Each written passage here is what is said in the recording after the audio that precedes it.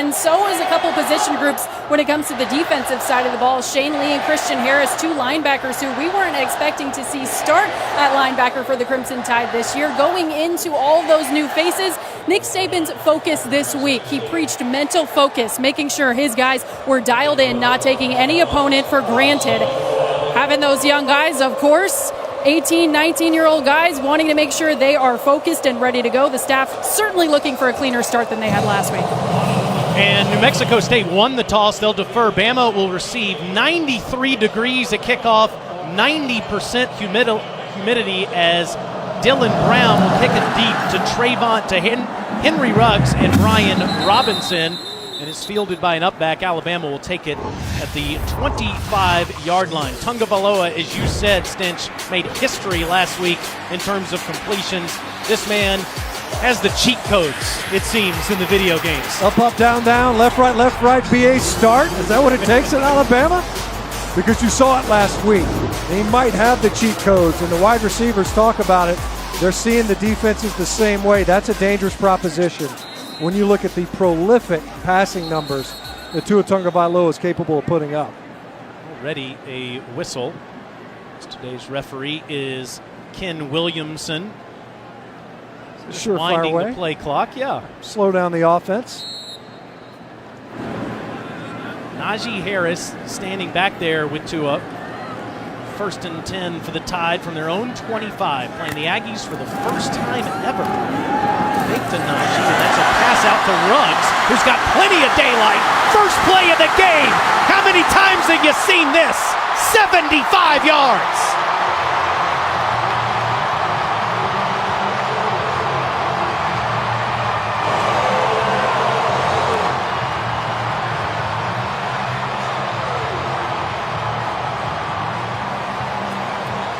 Interesting note about that play, Stinch. It was called a rush, not a pass, as Tua threw it behind the line of scrimmage. It's going to kill his stat line. Got to be disappointed. So Ruggs is the replacement now at running back this season for the Crimson Tide. Will Riker, the true freshman, in for the extra point, and just like that, 7-0 Crimson Tide.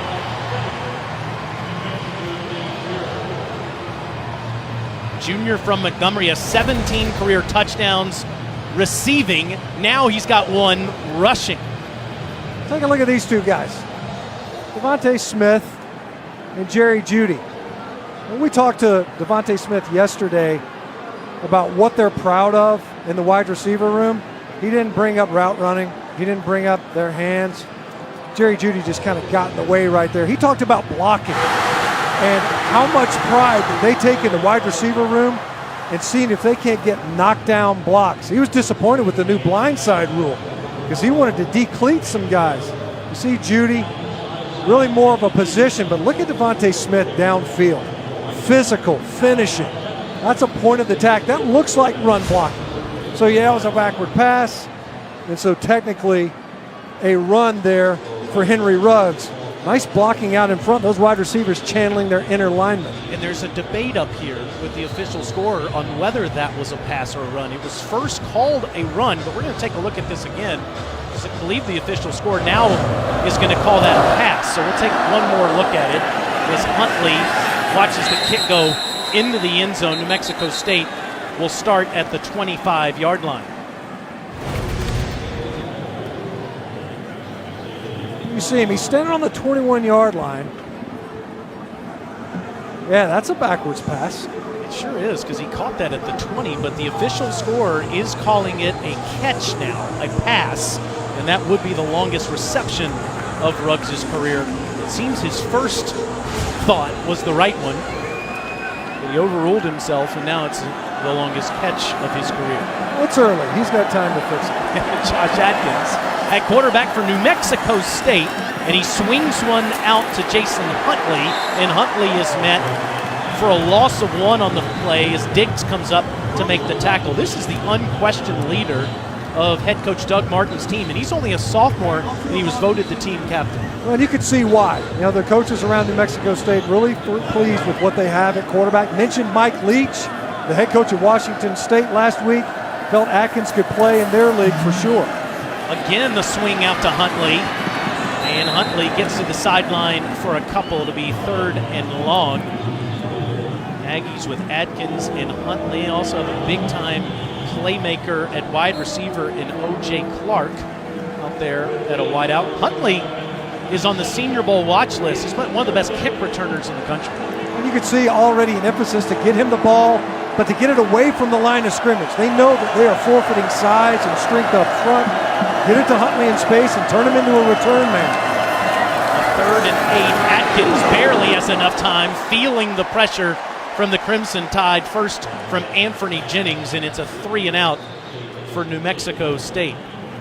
Bama defense on the field with Jennings getting the pressure. Next to him is Shane Lee, the true freshman in the middle of that defense. And a guy that's going to spend probably more time than what we'll see in Christian Harris, because they'll be in their dime package. There's 6 defensive backs. Shane Lee will likely be the lone linebacker in there oftentimes. A true freshman, had to slide in there and be the signal caller for the defense in Dylan Moses' absence due to that ACL injury. Peyton Theisler punting to Jalen Waddle. Waddle hasn't put a hand up, so he's coming towards the Aggies on this one with a flag down. He gets to the sideline. Got a cavalry in front of him, and again a flag down as Waddle will take it all the way to the end zone.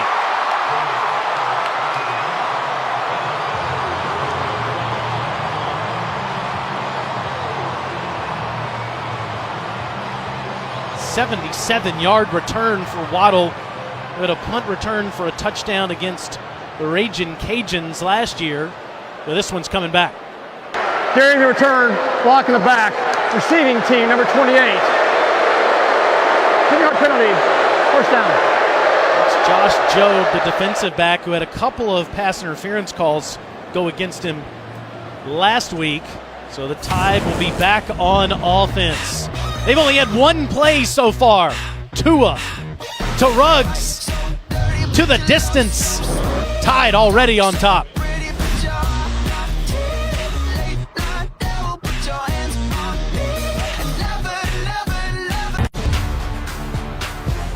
Crimson Tide with the home opener at Bryant-Denny Stadium against New Mexico State. Alabama did not score in 2 of its last 3 games in the first quarter. Look at the difference the rest of the game last week once the quarter hit number 2. No trouble today as they've already have a touchdown. And now Jerry Judy's open in space, staying in bounds. First down up near the 29-yard line for the All-American from Deerfield Beach, Florida. All kinds of questions about the offensive line stench. Bama played 4 centers last week. Yeah, Landon Dickerson starting at right guard last week versus Duke, starting at center here today. After the high snap, Najee Harris takes it across the 30-yard line. He's starting at center in part because Chris Owens was questionable going into the game. He started there last week. Owens not expected to play today. Dickerson, of course, has only been in Tuscaloosa a month. Transfer from Florida State. Yeah, at least the jersey colors are somewhat similar, right? Otherwise, he probably wouldn't have known where he was until he looked around and saw the talent that was in the locker room with him. Under center to a faking to Harris. Has to step up with pressure, and he throws a low ball that's dug out by Devontae Smith, and Smith's past midfield. It's another Bama first down. Good job there by Tua Tagovailoa. We saw this last week. A little bit of pressure, had to work the pocket. Off balance throw. Look at that hands catch. We asked Devontae Smith yesterday, what's the best part of your game as a receiver? He said, I got great hands. Showed it there. 22 yards on that play. Now quickly to Ruggs. And Ruggs is ahead to the 45-yard line. We're still having a debate up here about whether that was a pass or a run to Ruggs for that touchdown. And they are now saying it was a run for Ruggs. So it's a 75-yard touchdown run for Henry Ruggs that started the scoring here today for the Crimson Tide. Here's what I know for a fact, is it was a catch. Argue the rest of it all you want. Nice run after the catch, as it were, too. It's something that Coach Wiggins, and our wide receiver coach here, says, I'm not going to coach you on that. We don't have to with this receiver, dude. 2nd and 8, it's Harris straight ahead. Not much running room there as he's met by a collection of Aggies at the 44-yard line. That's Jamarvin Hartfield that was the first to greet him. Well, they're being active up front is New Mexico State, and they're without their best player, their interior nose tackle, Roy Lopez, out with an injury. They're saving him for later on in the season. But a couple of rundown stunts, confusing the blocking scheme up front, some loose hats right there at the point of attack. A 3rd and 7. Tua throws a strike inside the 35-yard line to Devontae. It's another Alabama first down. See the accuracy from Tua Tagovailoa. But once again, bodies landed right around as he's delivering the football. Takes a little bit of a shot there towards the end. You want to clean that pocket up. You see Matt Womack right there, number 77. Starting at right guard. They've reshuffled, as we mentioned, the interior offensive front. That time New Mexico State able to get there. To a deep ball. Almost picked off as the closest man to it was Ray Buford. It'll be 2nd down as a flag now comes in the neighborhood Personal where Tua foul. threw it. Targeting number 10 of the defense. The previous play is under review. Cedric Wilcots. So we'll take a look at this. What's called a targeting penalty, and if it stands, of course, Wilcots is out for the rest of the game. Watch Wilcots, just a spin move. And big Jedrick Wills at right tackle. Let's go back to the studio. Matt Austin, our rules analyst. Matt, what did you see here? Well, I'd like to see another shot of the replay from a different view. It didn't really look like there was much contact high. It looked like he got him in the shoulder to me. This might be a better view. It looks like he comes in and looks like all the forcible contact is to the shoulder pad. I don't see any real attack. He is defenseless, but I really don't see a high hit. I'd be shocked if they stood with this call. And Matt, this is part of the new process, right? Because right now you throw a flag on the field, and then the targeting foul is officiated by the replay official here in Bryant-Denny, correct? With the luxury of seeing it from all the angles. That's exactly correct. Yeah. That's right. They start with pretty much a clean slate. They can do whatever they want to do with it. Replay official today, Mickey Haddock. The observer is Daniel Boldrick. TV liaison to Tom Danner. And, of course, back in Birmingham in their phenomenal command center, led by Steve Shaw and the rest of the Southeastern Conference crew. They'll certainly have every single look at this play and see if the call on the field stands, if Wilcots, in fact, is thrown out, or if After he's back further in. review, there is no foul for targeting. It's 2nd down. Mr. Austin got it right, so Cedric Wilcots still allowed to play the rest of this one. And without Roy Lopez, Cedric Wilcots is their best defensive lineman. That was a nice spin move that he worked on Jedrick Wills to be able to get right up field, get into Tua Tagovailoa's face, forced a bad throw, but a clean play by number 10. I like this change to how the targeting foul is being officiated. It makes a ton of sense. Let number 10 keep playing. So now a 2nd and 10, and the handoff to Brian Robinson, and Robinson around the left side is met out of bounds by Lomax after about a gain of 8 or so, so it'll be 3rd and short. And also, Javon Ferguson is on the sidelines. This guy led the country in tackles last year, and he's got an injury to his left hand, and you see he's got a little cast that he's wearing underneath that glove, I believe, today. So he's limited as well. Yeah, minus a playmaker like him, a sideline-to-sideline type of player. We just saw an outside run. Now a 3rd and 2 on the red zone fringe. Robinson, the big bruiser, plows for that should be a first down for the Crimson Tide, local product from Hillcrest High School at 226 pounds. And we're all wondering, Stinch, who's going to carry the mail for the Crimson Tide this year when they play LSU, when they play A&M in Auburn with the loss of Josh Jacobs and Damian Harris. Yeah, and Trey Sanders, right? A true freshman. Lost him due to injury, a guy that they thought might be able to carry on the mantle. Najee Harris, the top returning running back. They need him to run with a little bit more toughness. Good job there by Robinson of picking up the yards needed to convert. The 21, clean pocket for Tua to the end zone, touchdown! Jerry Jeudy again.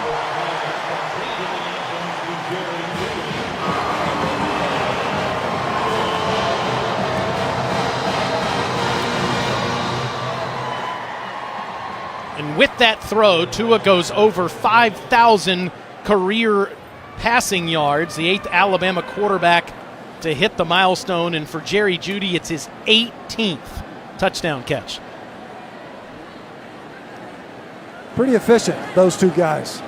You look at it last week, Tua Tagovailoa, a career high in completions. It was a career high in receptions for Jerry Jeudy with 10. 14 zip with Reichard's extra point, and you see the passing yards for the junior from Eva Beach, Hawaii. Hooking up once again with one of the top wide receivers in all of college football.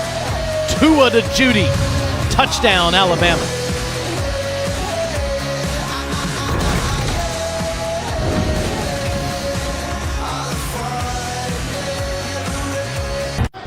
Already 14-0 Alabama over New Mexico State after Jerry Jeudy, with 10 catches last week, gets his first touchdown in T-Town as a junior. How about Tua Tagovailoa's numbers when number 4 is on the field? They look different. It's almost like he gets even better. A really good quarterback, almost doubling his QBR when Jerry Jeudy's on the field, and you can see why. A special player among special players at wide receiver. Kicking off and punting for the Crimson Tide. And Huntley lets it bounce into the end zone. So Ruggs has already gotten his touchdown run after a catch, but watch Ruggs. He's just going to run across the defender's face. He's going to pull that defender out wide. Watch Jeudy. He's right here in the slot. Watch him kind of dead leg at the top. And you see the defender? Where are his eyes? The defender had his eyes in the offensive backfield rather.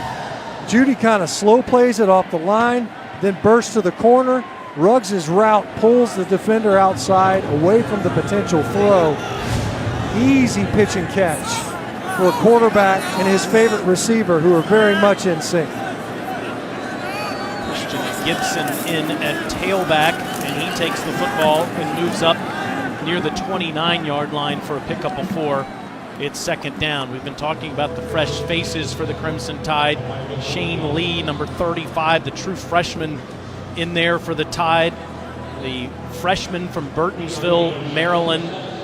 Dylan Mose out for the season, injured in practice. Josh McMillan also out for the year. This guy pressed into action, played well against Duke in his first game. It was a really clean game. A true freshman starting versus a Power 5 opponent in Duke, new quarterback, and they played lights out. They opened up in the flex bone or wishbone look, something they didn't anticipate. The inside linebackers for Bama did a great job. Tackle on 4th down in the first quarter. And 2nd and 7, pocket collapsing for Atkins. He gets rid of it. That's a first down throw to Drew Dan for the Aggies. Let's go back to the studio and our good buddy Dari Noka.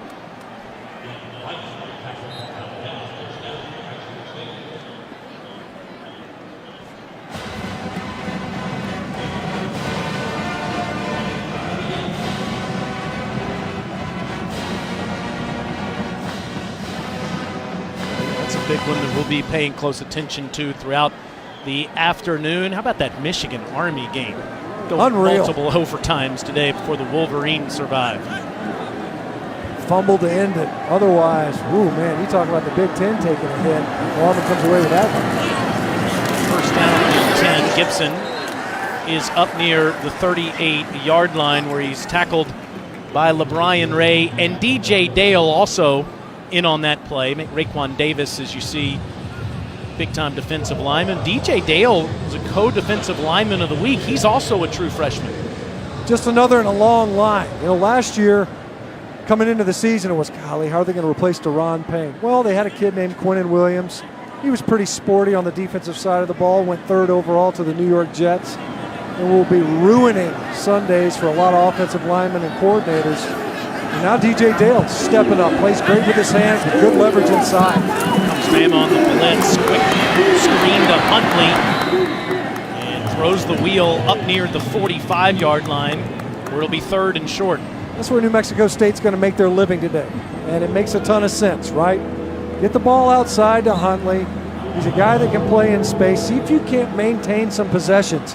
You're down 2 scores. Doug Martin, who's the head coach and also play caller, He gets what he's up against here today. Try to see if you can't move the sticks. You've already gotten a conversion here. Maintain this possession. Of course you want to score, but you also got to try to keep your defense off the field.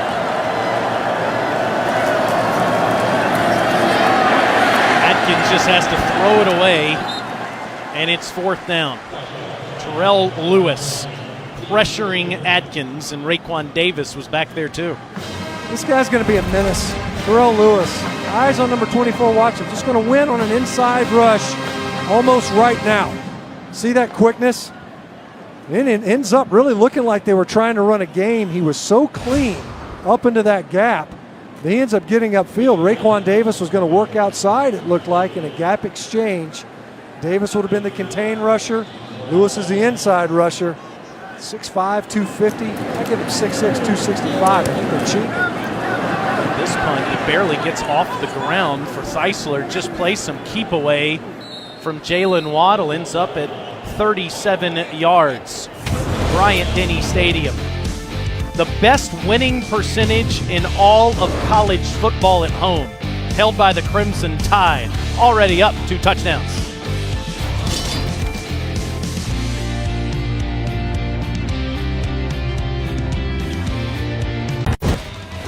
In the Nick Saban era, Alabama's receivers have been All-Americans. Julio Jones, the number 6 overall pick, just signed a massive contract with the Atlanta Falcons yesterday. Amari Cooper, statistically, is the best receiver in the history of the program. And Calvin Ridley was a first-round pick just over a year ago, each having a 1,000-yard receiving season. Cooper had a couple as Harris takes it past the 35-yard line. Of course, Jerry Jeudy adds to that a collection, Alyssa. Jerry Jeudy's one of those guys that I think is the envy as far as wide receivers go of the rest of college football, right? I mean, he's super speedy, he's super quick, very athletic, and who better to find out how good the wide receivers are than the secondary they go against every day in practice. Trevon Diggs said that they feel like they're one of the best secondaries in the country just because of the level of wideouts they go against every day in practice. Yeah, could you imagine? You talk about iron sharpening iron. When you get there to game day and they're finding out the DBs, they were saying, look, sometimes we don't even play the ball right in the air because we're in phase. We're step for step with the receivers we're playing on game day. We're usually in recovery mode a lot of times. We're out of phase in practice. We got to remember we can play the ball in the air because we're actually at where the reception's intended to make. The toughest competition they're facing is Monday through Friday. After a couple of Harris runs, it's 3rd and 4. And off his back foot, that is an incompletion as Tua was looking for Jalen Waddle. 4th down. Alabama's receivers already a big factor as Ruggs catches that swing for 75 yards on the first play with Devontae Smith blocking. A touchdown pass to Jerry Jeudy as well. All 4 of the Crimson Tide receivers as a unit, hard to top in all of college football. And they've all got incorporated in the offense, not necessarily with catches. You think of Devontae Smith with the fingers catch and a nice block earlier as well. That was Skylar DeLong punting. Will Riker did it last week, but DeLong punts here, and that's 38 yards. And Aggies get it back.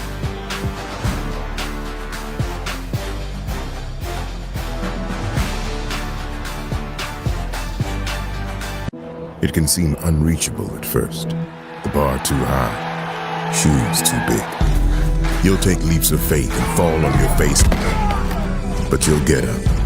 Hard work is 50 sprints before breakfast and another 50 for breakfast. You'll eat it, breathe it, sleep it.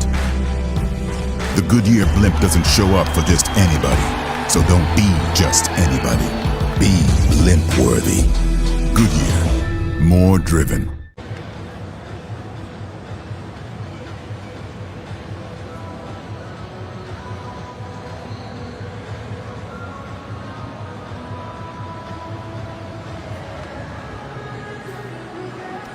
Game went down to the wire, Dari, in College Station last year as Clemson hung on, won by 2 points. This might be the stiffest competition the Tigers see all year. Look what happened to Syracuse earlier today. Might be, yeah. Syracuse got gutted by Maryland today. They were ranked 21. Won't be next week.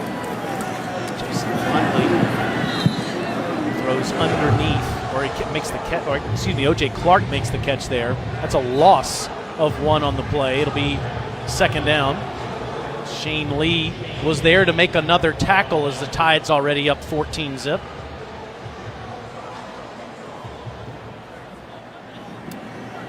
Fourteen true freshmen played for the Crimson Tide last week with 10 new starters. Second and 12, it's Huntley, and he has no place to go. It's third and long. Good luck in the middle of that Alabama defense. Raekwon Davis, the first to him. It was interesting talking to the coaches yesterday and how the defensive front needs to play some of the zone schemes. They'll see a lot of it. It's a spread offense, an air raid type offense at New Mexico State. And how oftentimes you'll see some of these zone runs, they run it opposite where the back is lined up. The defensive front has to cancel gaps because you've got so many defenders out of the box doing a good job of stopping the run early. Atkins throws behind his intended target, Clark. It's another quick 3 and out for New Mexico State.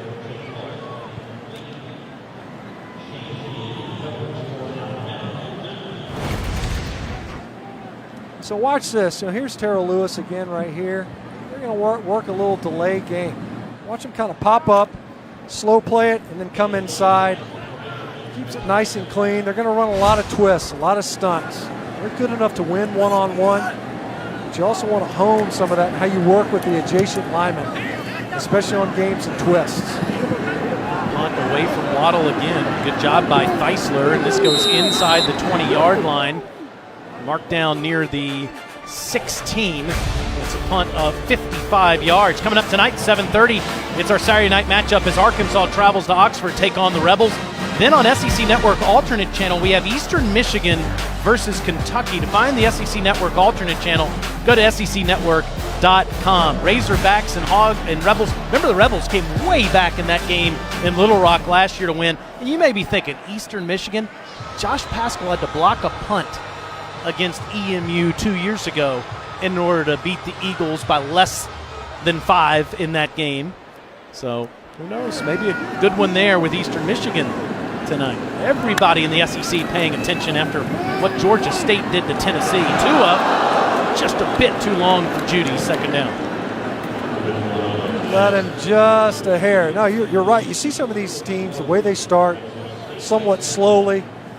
We just talked about Syracuse. They ended up losing big time to Maryland. It was 63-20, the final. How about that opener in the conference from Mike Loxley, the former offensive coordinator here at Alabama, now head coach for the Terps. That slow start for some of the SEC teams is going to leave some opportunity for some of these other conference teams to squeeze in the top 25. To a quick throw to Judy up near the 19-yard line. And Coach Saban has used what happened to Tennessee last Saturday as a teaching tool, saying after Georgia State's victory, nobody thought the Panthers and Sean Elliott, who won 2 games last year, were going to go into Knoxville and come out with a win. Everyone should pay close attention. He even referenced what happened here in 2007 with Louisiana Monroe. Yeah, he's going to use it. He's going to try.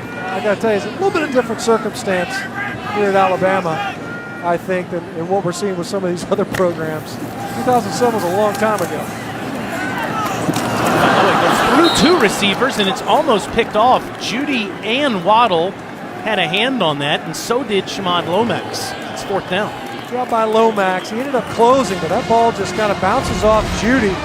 3 straight targets by Tunga Vailoa trying to get the ball to Judy. It came off, ended up looking like Henry Ruggs was underneath that route, or Waddle rather, and he disrupted a little bit of Judy's concentration. Otherwise, that's likely a completion. What about Frank Spaziani and New Mexico State's defense forcing back-to-back punts against this offense DeLong with a flag down?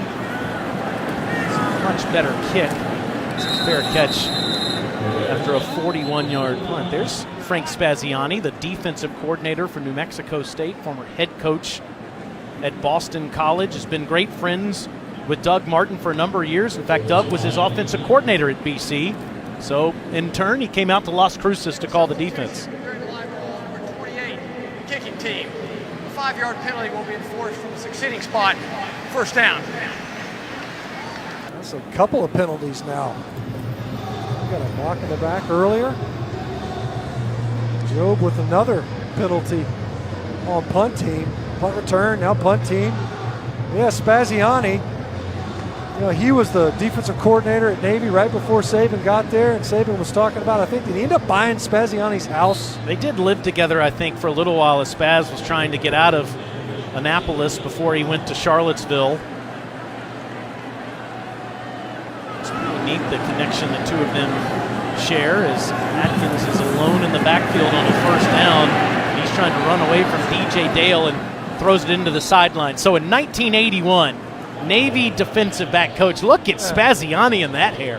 Still has the same mustache. See, 38 years ago. And then the following year, Stench, middle of that photograph, there he is in the back. That's Nick Saban. How about that? we stole Spaziani's hairstyle. Didn't steal the mustache, though. He was only there for 1 year, and I asked Coach Saban, I said, did Spaz leave you any players? And he got a big laugh out of that, and he said, it's really hard to coach Navy players. The problem is when you're getting after him, there's a fumble down there. Let's see if Alabama came up with this. It is. It's Alabama's football. Saban said when you're coaching those Navy players and get after them, they always say, yes, sir, all the time. It's hard to, they have too much respect for you. He said, stop saying yes, sir. Yes, sir. I want to be angry. Watch DJ Dale. It actually looks like he came from the weak side.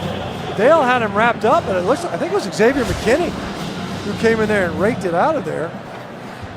Shane Lee with the recovery. So if you look at it, that's 2 forced fumbles by the Alabama secondary on the season. Sertan last week forced a fumble, recovered by Trayvon Diggs. This time, this is defensive backfield mate Xavier McKinney. Spaziani's defense in a little bit of trouble now as Harris tries the edge, and he gets up the 5-yard line, 5 yards to the 45. You mentioned Trey Sanders, the true freshman, breaking his foot in August. Harris and Robinson both suspended due to disciplinary reasons in the first quarter of last week's game. Came on and both played well. Jerome Ford started last week for the Crimson Tide. Harris plowing again ahead to the 41. It'll be 3rd and short. Trying some of those interior concepts. Downhill runs. That time, Harris would have done well just to follow his pulling guard. Matt Womack, number 77, over there from right guard. It's a little bit more of a concerted effort to keep this ball on the ground. Upon a couple of possessions, get a quick turnover. And on cue, right up the gut, goes Harris inside the 30. It'll be marked out of bounds near the 22-yard line. So it's a 19-yard gain for Najee Harris. Watch Alex Leatherwood at left tackle. He ends up blocking 2 on the edge. See him right here? Watch him. He'll block the defensive end first, and then I'm going to take this off of you too. Just enough. You see Devontae Smith again doing work downfield as well at wide receiver. Brian Robinson now in to spell Najee. Fake to him, and it's incomplete. Batted down. Steve Sarkisian is the offensive coordinator. He coached the national championship game after Lane Kiffin left in 2017. He was the Atlanta Falcons offensive coordinator the last couple of years. And as you said, a concerted effort to be multi-dimensional on offense this year. Right, and we asked them why. Because they were piling up yards last year in the RPO-oriented offense, but the problem was when you face a Mississippi State, an LSU, a Georgia, a Clemson, those defenses can take the RPO throws away from you. Robinson's got no place to go. He'll lose yardage, and he's back near the 23-yard line as Jamias Williams made the stop. Penetration upfield by Jamias Williams. Great job. A lot of ball handling involved on that play. The snap was a little high from Landon Dickerson. It can throw the timing off. Good job by Williams getting upfield quickly and diffusing that run play. They're going to try to get downhill again in the center of the Aggie defense. Big 95 wasn't having it. Tua gets this off before the end of the quarter. He does. 3rd and 11 all day. End zone. Touchdown. Guess who? One of the best ever at wide receiver for the Crimson Tide, Jerry Jeudy, 23 yards.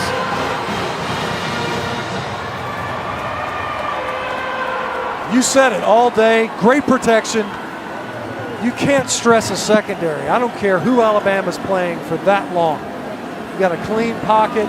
Tua's able to buy time, just kind of sliding around in the pocket before he finds his favorite target, Jerry Jeudy, and another Alabama touchdown.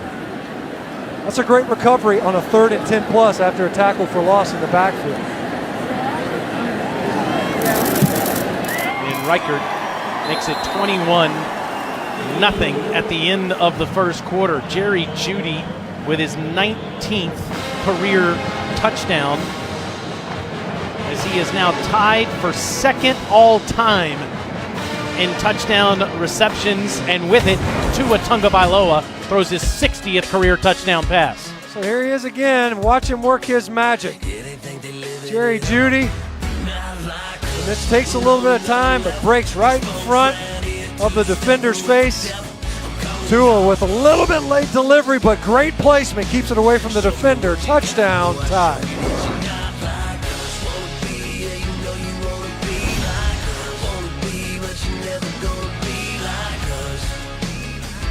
I've got to tell you something important. It's not going to be easy. Quicksilver earns you unlimited 1.5% cash back on every purchase everywhere.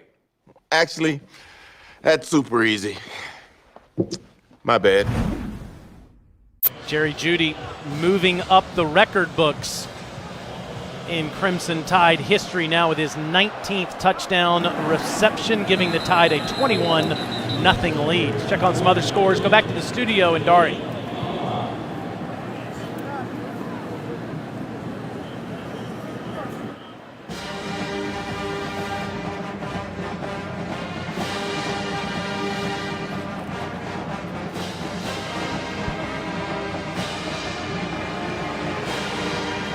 Upset alert?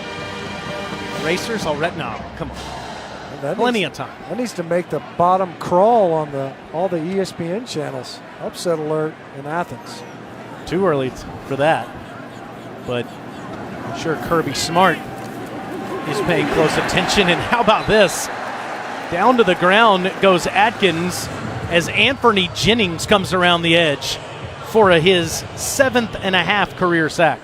God, what a great get off by Anthony Jennings. He jumps his count. Look how quickly he's moving before Jalen Guerrero is. That is a winning recipe as a pass rusher. Look at this, and look at the strength. That guy does more damage with one arm at a time than any other outside edge rusher I've seen in a long time. 6'3", 260. Loss of 7 on the play, and Atkins has time. Throws up past the 30-yard line to O.J. Clark, the speedster, had 7 catches last week, and now it's 3rd and manageable for the Aggies. O.J. Clark was a little bit frustrated on the earlier possession. It felt like he had an opportunity to make a catch over the middle, didn't like the placement. Let's see. Week 1 was a primary target versus Washington State, just didn't get going early enough. Those 3rd down numbers, the Aggies looking for their first conversion, and they'll try the sideline, and it's Christian Gibson. The original indication looks like it might be enough. No, actually marked short. And so it'll be 4th down. Yep, stepped out of bounds prior to that 35-yard line. So now New Mexico State 0 for 4. We're just waiting for the Aggies. Might as well try it. You see the horizontal passing game. I haven't seen a ton of it, especially the screen game, wide receiver screen game. We were talking with defensive coordinator Pete Golding yesterday. He said, we're just waiting for it. A little screen and go.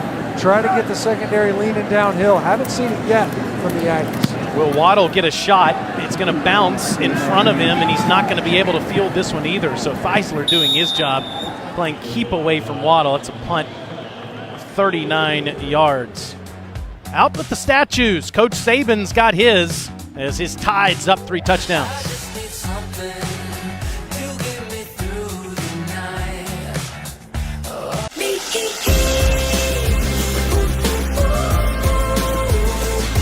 With the Capital One Saver Card, you earn 4% cash back on dining and 4% on entertainment. So when you go out, you cash in.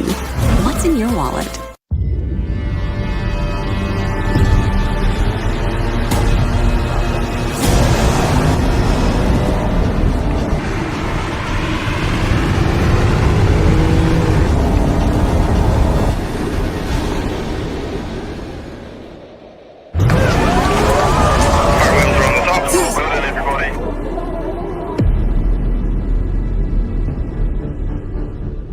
Land Rover, above and beyond. Bryant-Denny Stadium, constructed in 1929, capacity 12,000. By the time they got to 1966, they'd added end zones and capacity was up to 59,000. In 1988, they added a west side upper deck and some spiral ramps as well, so they got it to 71,000. But still at that point, in 1988, if Alabama had a big game, they were playing it at Legion Field in Birmingham. Auburn, Tennessee, Penn State, Notre Dame, homecoming, weaker opponents were played here as Tua finds Ruggs, and Ruggs is past midfield, and he's out of bounds inside the 40-yard line. But massive additions were made through the years. In 2006, North end zone upper deck and club level made the capacity 92,000, and by 9 years ago, it was over 101,000 people in this place, and now it's one of the best atmospheres anywhere. I guess. I mean, still no air conditioning? A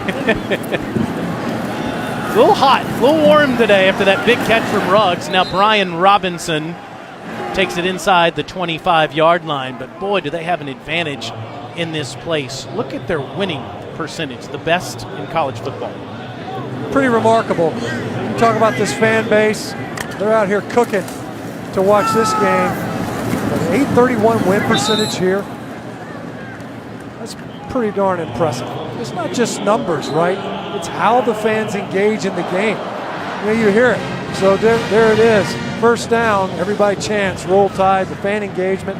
These folks get it, and they can impact the outcome of games with their involvement. As you said, this is one of the hottest games this stadium's ever seen. Look at the temperature and what it feels like. 103 degrees as Robinson's up to the 20. Alyssa, it's got to feel hotter than that down there. Yeah, guys, it feels a lot hotter than 103 down here, that's for sure. I can say the equipment staff is working absolutely overtime as far as restocking with ice. They've got some contraptions that the guys are wearing on their heads that are like those things that you dunk in the water and then they feel really cold. So I'm trying to find myself one of these on the sidelines, but I did talk to the head team trainer before the game today, asked if they did anything specific as far as hydration. He said, nope, it's just something we've been working on all week long, preparing for the heat out here today. Legal substitution. Offense, number 8 in the formation. 5-yard penalty. Second down. You know, those things will drive Coach Saban crazy, but they've taken all kinds of precautions today as there's extra water stations all over the stadium. They said, look, if you're hot, go to the concourse. And I'm looking right now. The concourse is packed around this place at the moment. Plenty of refreshments as well on the sideline. 13 Aggies at least momentarily looked like they were coming at Tua. Taking the play clock all the way down to 3. Wanted to throw the home run ball, slings this one down to the sideline. It's incomplete for Judy. It's third down. Let's go back to Dari in the studio.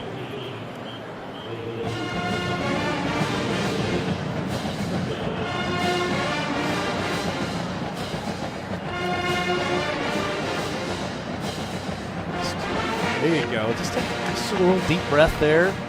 If you're a Bulldogs fan, 21-7 now. UGA on top. Didn't play their best in the second half against Vandy last week. Looks like a huge game with Notre Dame coming up. Prime time in a couple of weeks as New Mexico State calls timeout.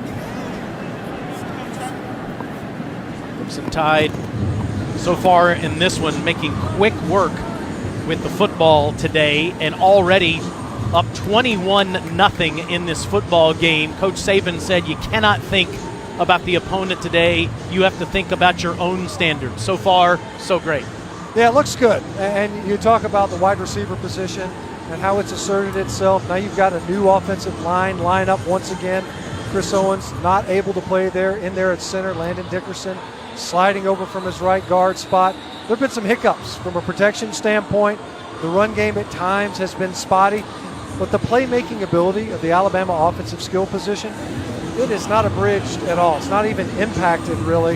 Even the special teams, we saw a near punt return for a touchdown brought back due to a block in the back. There have been a couple substitution penalties. These are all things that can be cleaned up and ironed out. Defensively, it's largely been smothering. Pretty solid performance, and one that you would have anticipated coming into this game. 14 runs, 14 passes. And they're balanced. Perfectly, in fact. Sure to be broken on this play. 3rd and 13, and Tagovailoa throws to Ruggs, and after the catch, he gets up near the 10-yard line. It's going to move the chains, too, after a 15-yard gain, first down. I love these wide receivers at Alabama, man. They once they make the catch, they're running backs. It's like they got a running back mentality. New Mexico State brings the house. You come out there, hit Ruggs on the stop route, and then he just lowers his pads, running through tackles, picking up 3 and 4 yards after contact. How does Alabama look as they get near the goal line? We've seen Ali Cahoe, defensive player, come in as they get inside the 5. Won't have to worry about that this time. Just a pitch and catch with Ruggs for his second touchdown. Alabama doesn't need any help. Confusion in the coverage. Ruggs breaks free inside. He could have hit Miller Forrestall, his tight end, as well out in the flat. Would have walked in. It was dealer's choice that time for Tua Tagovailoa. A couple of protection changes at the line of scrimmage. They've done a good job relatively on that drive, giving their quarterback time to deliver strikes. Ruggs and Judy are changing the all-time touchdown marks for receivers today. We're going to have to update that board for you, as Judy's got 2 and Ruggs has 1 receiving and 1 running. Tagovailoa working those eyes, sees the defense, knows where he wants to go, fires one into Ruggs, 6 points.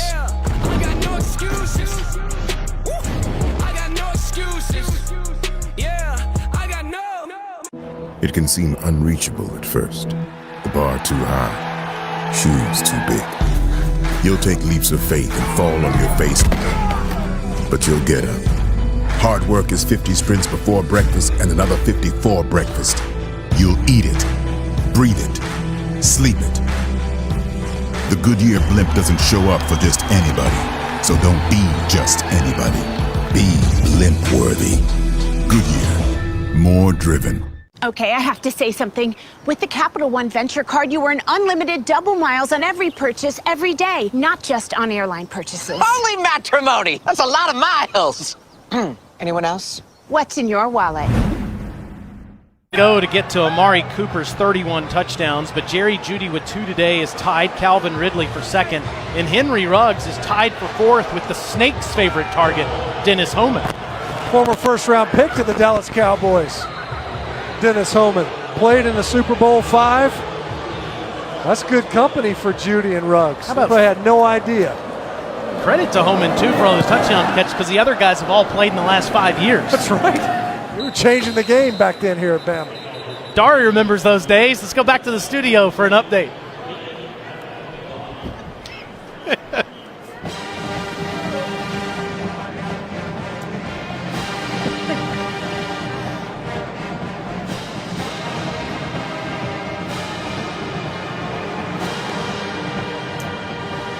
Always Stabler in T-Town, my friend. Yeah, there's one snake. Plummer's certainly the man out in the desert. Jake Plummer just kind of fell off the earth, didn't he? No, I think he's still on the planet. Is he still somewhere? I've lost track of it. As Christian Gibson past the 25-yard line for a few. 2nd down. All these fresh faces for the Crimson Tide on defense with Christian Harris and Shane Lee at linebackers. You see Shane there, and DJ Dale now playing nose guard. Just the second game of their careers.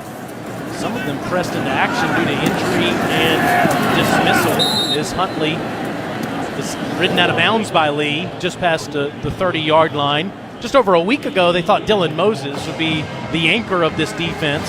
So unfortunate to see that injury that'll sideline Dylan for the entire season. Combine that with Joshua McMillan and the dismissal of Ayabi Anoma.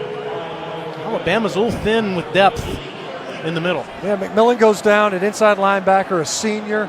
The new Dylan Moses could probably take up the slack. That's until he blew out his knee. When we talked to Coach Saban, when's the last time you had 3 true freshmen down the middle of your defense? He couldn't think of a time. And they've got true freshmen that can play early. 35, Alabama was offsides here. It's a free play for Adkins. It looked like a defensive back came across before the ball was snapped. Offside, defense number 7. That penalty will be declined. Result of the play. First down. Trayvon Diggs here, Stench, at the bottom of your screen. I see him, right? You think he was going to try to jam him? He couldn't wait. Ready to throw a punch almost right before that snap. Trayvon Diggs, we visited with him yesterday. Stephon Diggs' little brother, a hamstring issue for the Minnesota Vikings, may or may not be able to play in the opener. They talk every day, Trayvon said. Catch is made by O.J. Clark. It's first down up to the 50-yard line. Alyssa, how are those true freshmen looking so far in their Bryant-Denny Stadium debut? Yeah, guys, you were talking about having 3 freshmen just right in the middle of that defense there. Nose guard DJ Dale, and then, of course, Shane Lee. One thing that I think Alabama fans could take solace in is a lot of people would be very nervous to have 3 freshmen starting right in the middle of your defense. Pete Golding said those guys are in his office ready to go over things after practice before he's even gotten out of the shower. Terrell Lewis said they were over at his house the night before the Duke game to go through signals, make sure they were right. So these guys ready to come in and get it done early for this Bama defense. Yeah, those guys, you think Shane Lee and Terrell Lewis, the same high school. There's Pete Golding. What a ballistic rise in his career.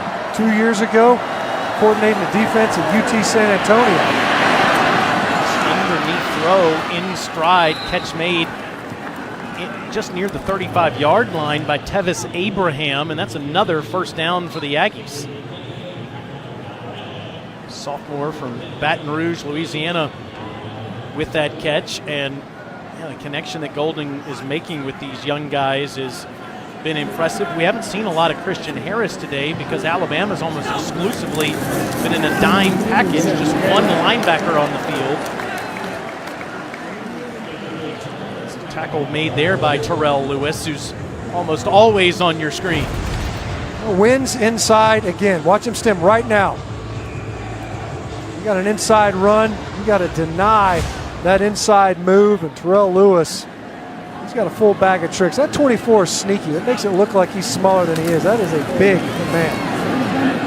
Atkins, one-on-one, incomplete. Shaheem Carter had the best chance at that ball. Senior defensive back from Kentwood, Louisiana. Coaches talked about it. How do they get those in-phase plays when you're a defensive back at Alabama and you're not always in position versus your wide receivers? Pete Golding and the Trayvon Diggs both mentioned it's something they work on. There's a period where they work on it just so their DBs know what it feels like. That time, Shaheem Carter with an opportunity to turn it over didn't come up with the catch. On 3rd and 12, lofts one, picked off. Patrick Surtain.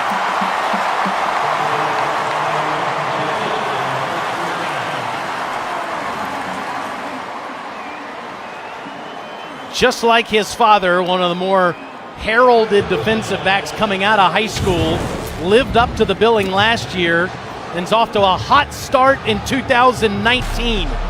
Tide get the football back here in the second quarter.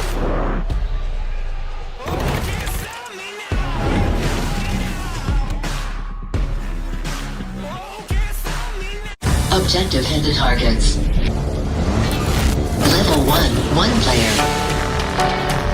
Level 2, multiple players.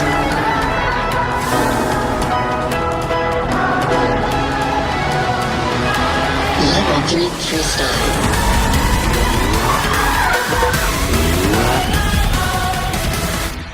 Well-qualified lessees get a low-mileage lease on the 2019 Alfa Romeo Giulia for $359 a month. History of SEC football is chronicled in our 8-part documentary, Saturdays in the South. Tuesday at 9 Eastern, Episode 2 will take you from the Great Depression through World War II and into the 1950s. Saturday in the South, only seen on SEC Network and the ESPN app.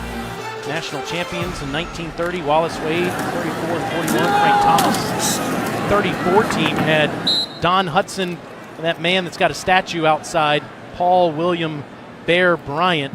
Excited to watch that. First one was fantastic. How about the history of Southern football and the Sewanee Tigers? Yeah, the Purple Tigers. Winning 5 games in 6 different days in 1899. They did a great job chronicling that. That's some aggressive scheduling. That would definitely warrant a playoff consideration at the end of that season. Can you imagine? 2nd and 7, Tua Tagovailoa, easy throw to Jalen Waddle, and he gets past the secondary up near midfield. Now, I don't want to play favorites with the wide receivers here at Alabama, so don't let them know that I said this, but Jalen Waddle, I enjoy watching him with the ball in his hands, maybe more than any of them. Not that the other guys can't handle themselves, because they have, but it's like he's just got another gear. He's a great return man. We saw it earlier. He just squirts through that secondary. Why would you not want him to know that he's I said the other guys. I want the other guys to get all jealous. 29 yards. This Tua, he's been showing these wheels off in the first couple of games as Harris makes the catch up to the 40-yard line. There are no lingering effects with the knee for Tua. He escaped the pocket numerous times against Duke last week to avoid the sack and showed the wheels off there. Moving well and delivering it to what is said to be a really good receiver out of the backfield of Najee Harris. Something that Coach Saban went out of his way to point out. Only had 4 catches a season ago. But what a great receiver number 22 can be for the Tigers. O to Judy. Right near a first down marker at the 30-yard line. It's easy money. Really soft coverage. It's an easy access throw. Well, in the opener, Tua looked out there, thought he had a quick now pass, just stand up, flip it out there. Judy was thinking something else. One of the few times we've ever seen number 13 and number 4 not in sync in the passing game versus Duke. They're dialed in. These first half numbers. As Najee plows forward to the 25-yard line.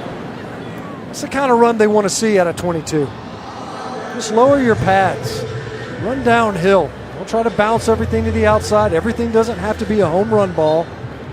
You're a big body, man. You're talking about a 6'2", 230-pound runner with wheels, great hands. Use those pads. They give them to you for a reason. That was a nice run. It wasn't an electric run. It was 2nd and 5 now. Deep backfield. Najee there down near that score bug at the bottom of your screen. Tua looked that way, nothing was open. He takes off again, and watch this, all the way to the house. 25 yards.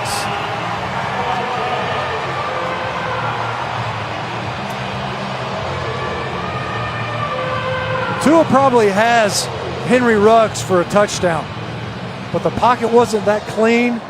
There was a breakdown in protection. He did what he does best, really. And that's not hold, although he's pretty good at that too. Tuck it and run it when the protection breaks down.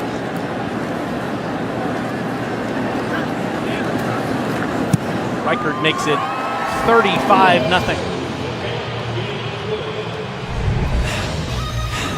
Tua doing Tua things. Pressure, nowhere to go with the ball. Why don't I tuck it and do it myself? Crimson Tide 35-0.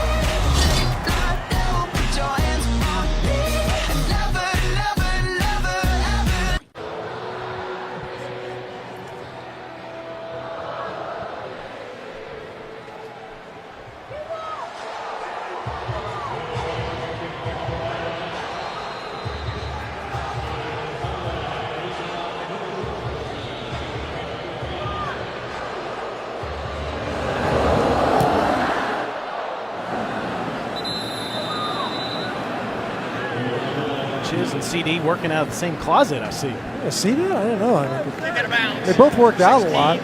Receivers have elected to put the ball in play at the 35-yard line. First down. But Tua's scrambling a little bit, and we got some issues at guard. Left guard and right guard are going to end up getting edged by the rushers of New Mexico State. Evan Neal, a true freshman, watch him. Gets his eyes stuck inside for too long. Bodies around Tua's feet. He decides to tuck and run. Not a bad option for the Crimson Tide offense. 25-yard touchdown run. His first rushing touchdown of the season. He's got 8 now in his career. Of course, everybody remembers that 44-yard scamper in Baton Rouge on one knee, I might add. He's got 2 of those now that are working properly. Even more dangerous. There's Raekwon Davis. Kind of comes and goes at times, but so far, so good for Raekwon through 2 games this season. Definition of a space eater. Big body, long, 6'7", 310, occupies blockers, doesn't always shed blocks as quickly as some of his other defensive line mates, but he gobbles up space. Sophomore year.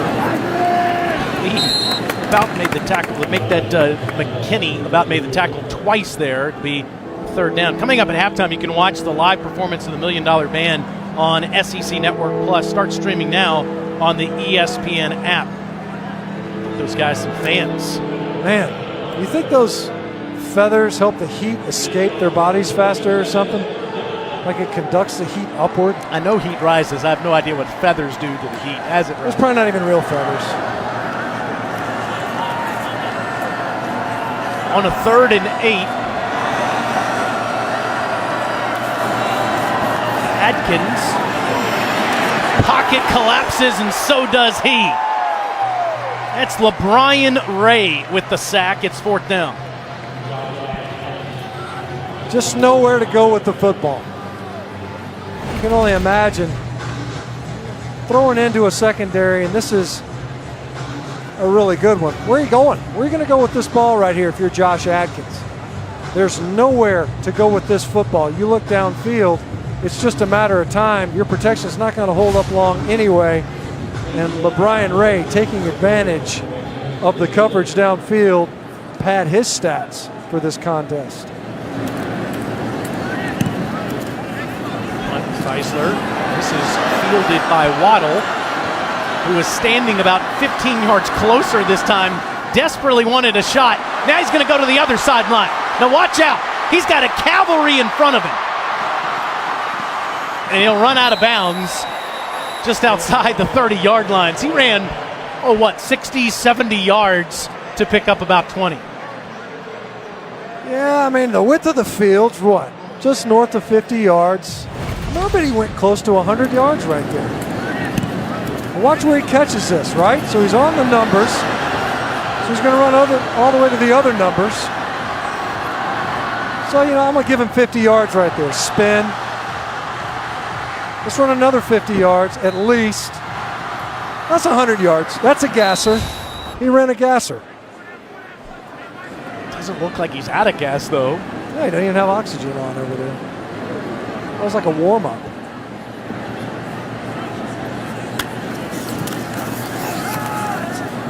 Tua. It's incomplete to Judy. 2nd down. Judy covered up that throw. Looked like that could have been a backwards pass. It been a live ball. We saw earlier, Ruggs ended up being a backwards pass on the touchdown run, quote unquote. First offensive play, that ended up being just barely a forward pass and a completion for no gain. Ruggs still the rushing leader in the game. 75 yards on that one carry. Tua, home run ball again. Too far for Tyrell Shavers, sophomore from Louisville, Texas. Not sure about that read by Tua. Maybe got a little bit greedy. Mexico State had a midfield safety ready to play that thing underneath. Ended up double coverage there in the end zone. They're taking a shot downfield. I hadn't seen a ton of those. Not a lot of shot plays. We asked some of the players, even Coach Sark, going to be calling those shots, those downfield shots. They said that they were called. yards. The defense took it away from them versus Duke. This one at the line of scrimmage. Just let Judy create.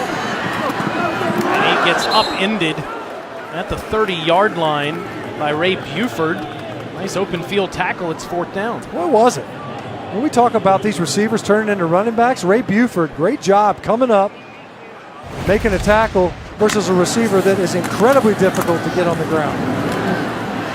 That's Judy. He tried to do the dead leg right there, just kind of dead leg him a little bit right there at the edge. So it sets up a 4th down, and Will Reichard, who was 0 for 2 last week, he hit the right upright from 49 and the left upright from 48. Coach Saban is big on this guy. He's got a cannon for a leg, and from 47, he makes his first field goal as a member of the Crimson Tide.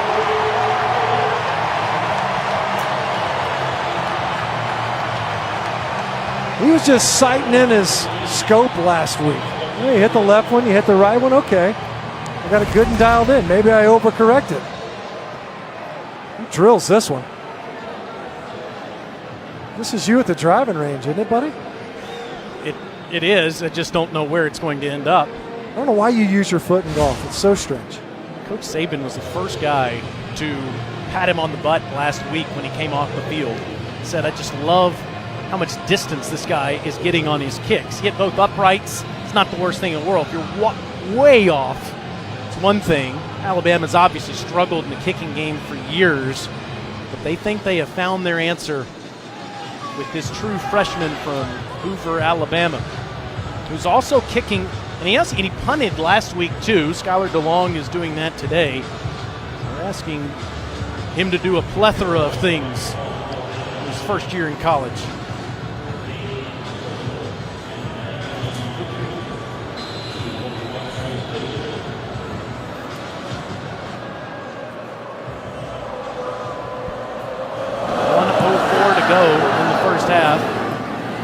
This goes over Huntley. Now, Coach Saban got all fired up after an interception last week, and it drew a personal foul on the Alabama bench, and then one on him for jawing with the officials. And he said Mrs. Terry, I should say, got on him after that. Did you have to do any extra running this week because you got a 15-minute penalty in the game? Miss Terry made me run on a treadmill for 20 minutes. The leadership group had a meeting, and they wanted to implement some disciplinary action, but it kind of got overruled. What about the old veto stamp, huh?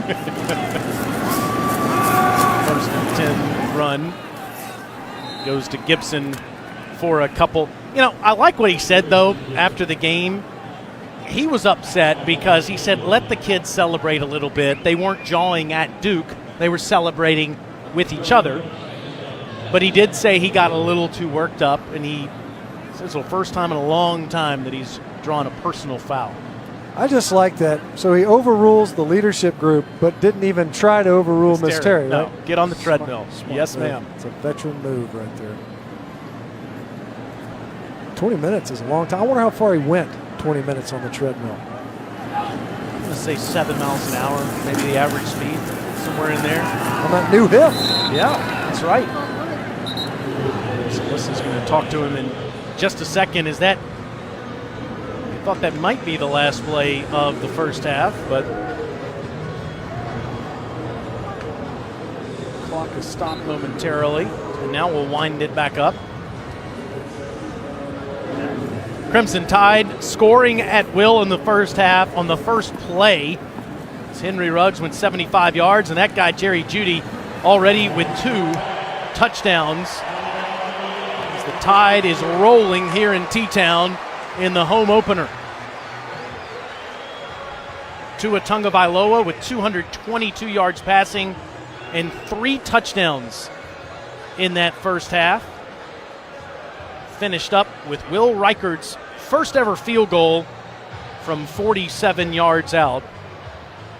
Grand total of 38-0, and Alyssa's with Coach Saban. Coach, a couple of quick touchdowns for your offense. How would you evaluate their performance this week? Well, I think we started out fast in this game, which is something that we wanted to do, but we kind of lost a little bit of our intensity and didn't execute as well. But, I mean, you can't complain about scoring 38 points, but, you know, I still think we're not as sharp as we need to be in the passing game. Your defense as well, some 3-and-outs, an interception. What did you think of their performance? They've done well so far. You know, we're playing a lot of just 5 guys in the box and split safety coverages, so we don't give up anything, and the front's done a really good job of stopping the run, so we don't have to put an extra guy in the box. Thanks, Coach. It includes a lot of fresh faces on that defense, helping pitch the shutout. It's 38-0 here in Tuscaloosa. Crimson Tide on top. Now it's time for the Auto Owners Insurance Halftime Report with Dari Noka.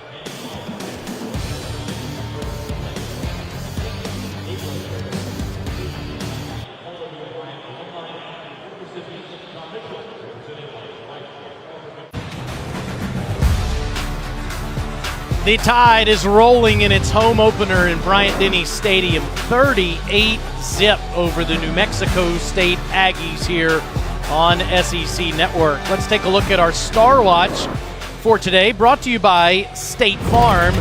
Jerry Jeudy to a Tagovailoa, all the receivers. Tagovailoa hitting in stride today. This was just a ridiculous throw by Tagovailoa. Seemed somewhat pedestrian, and then later on, ends up tucking and running for his own rushing touchdown. He played a role in the first touchdown scored in this game. Actually had to throw what looked to be a pass. It ended up being a long handoff, we'll call it, a backwards pass. 14 of 22 for 222 yards.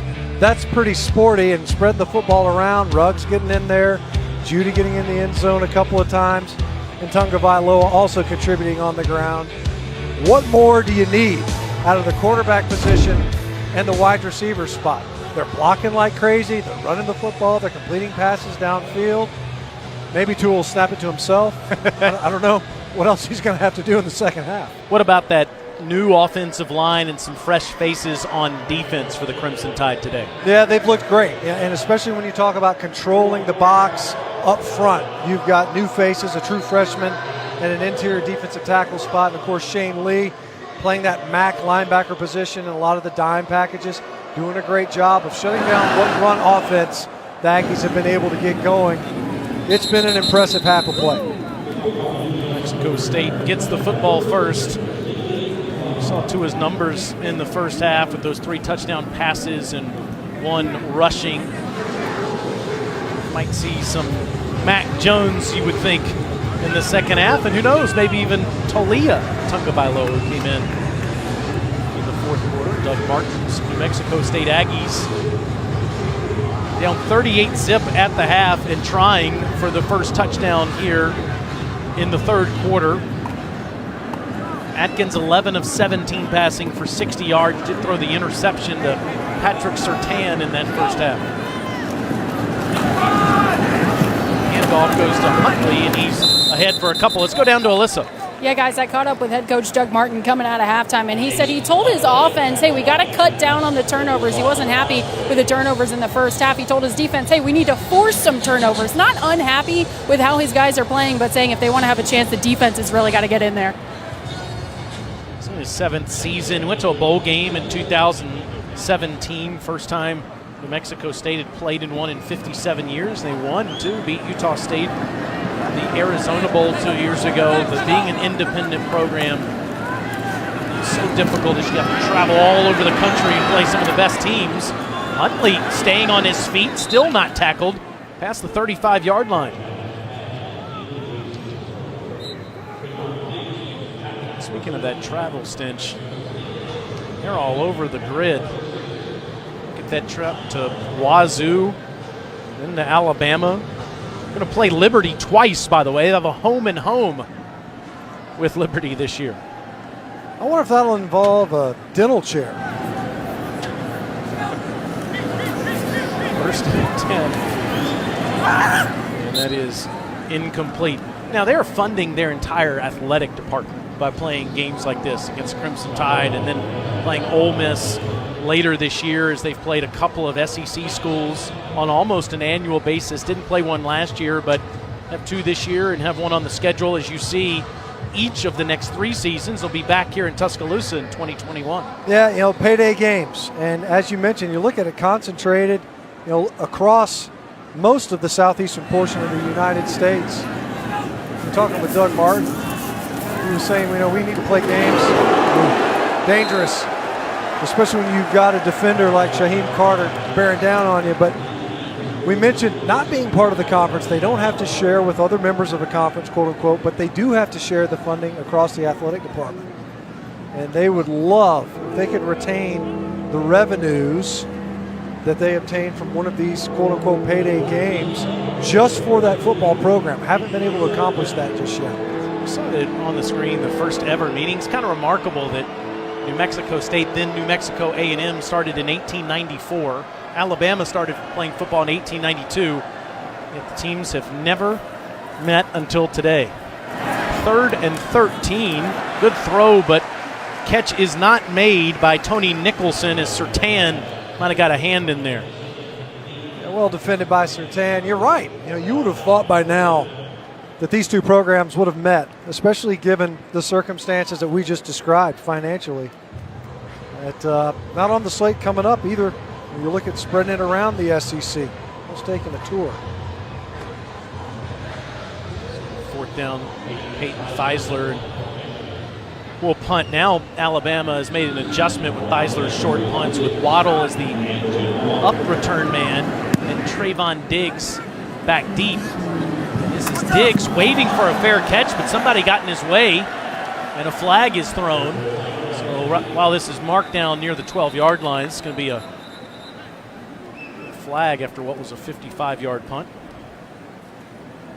It's been a little bit of an adventure on punts today. An illegal substitution, a block in the back, bringing back a touchdown, and now another flag here. Interference with the opportunity to catch a kick. Kicking team number 20. 15-yard penalty from the spot of the foul. Out. And here comes Tua in the 3rd quarter. Yeah, I don't think we'll see him long. Go into halftime, push the fluids a little bit, see his numbers. Very efficient. And this is, this is what he does. He doesn't play outside the 3rd quarter, but he's got to maintain the trend of actually playing into the 3rd quarter. Well, maybe part of the reason why is what Coach Saban told Alyssa, that just before he went in the tunnel, is he wants to see a little more improvement from his first-team offense, particularly that offensive line featuring 3 new starters. Trying to figure out who his best center is, too, Brian Robinson. Breaks some tackles initially and is ahead for maybe a yard.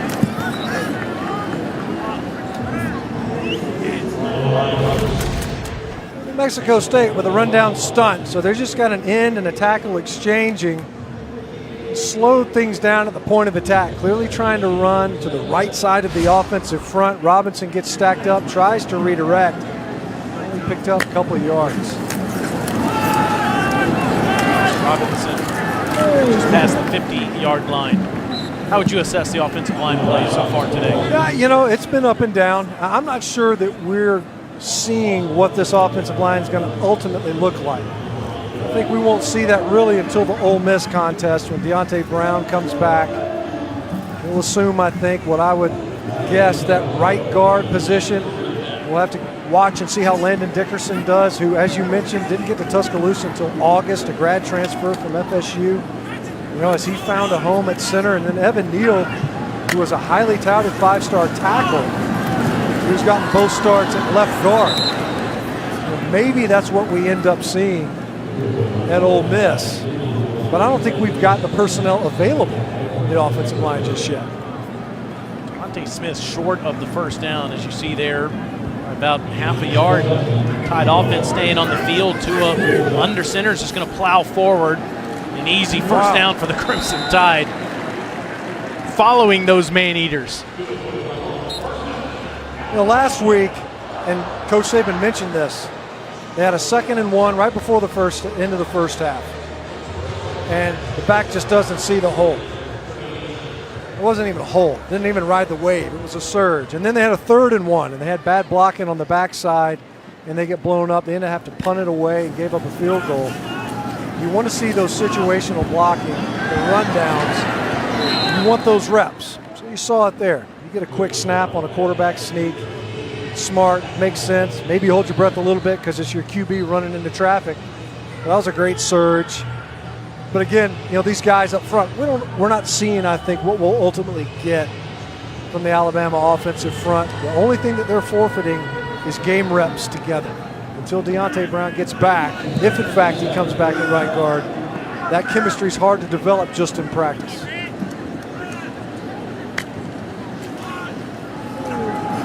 Second and 7, Robinson cuts it inside, and he's inside the 30-yard line. And how difficult is that to get chemistry with these guys? Evan Neal, if in fact he plays left guard, and Brown after the Ole Miss game is your right guard, and Dickerson's your center.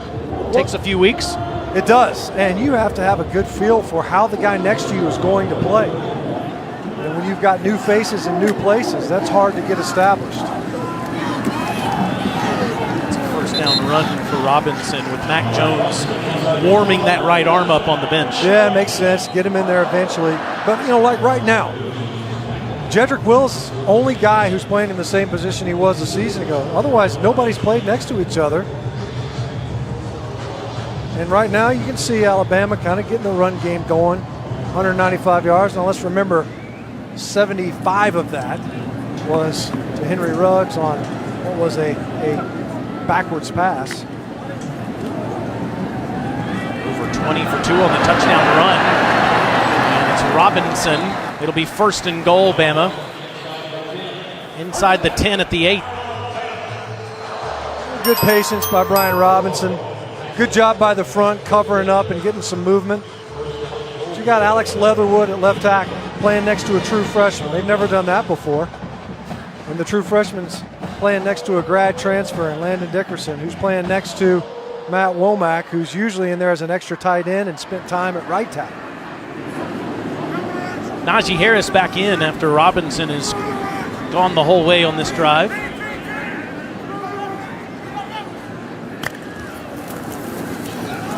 Inside handoff, Najee breaking a tackle and scoring.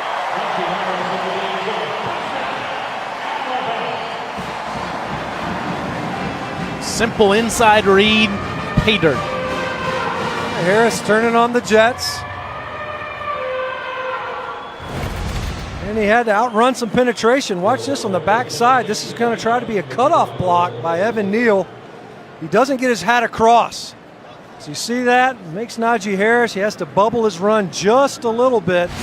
Those are the little things that you have to clean up. Versus New Mexico State, you can get away with it. You're faster than everyone on the field probably. Reichert has been perfect kicking extra points and field goals today.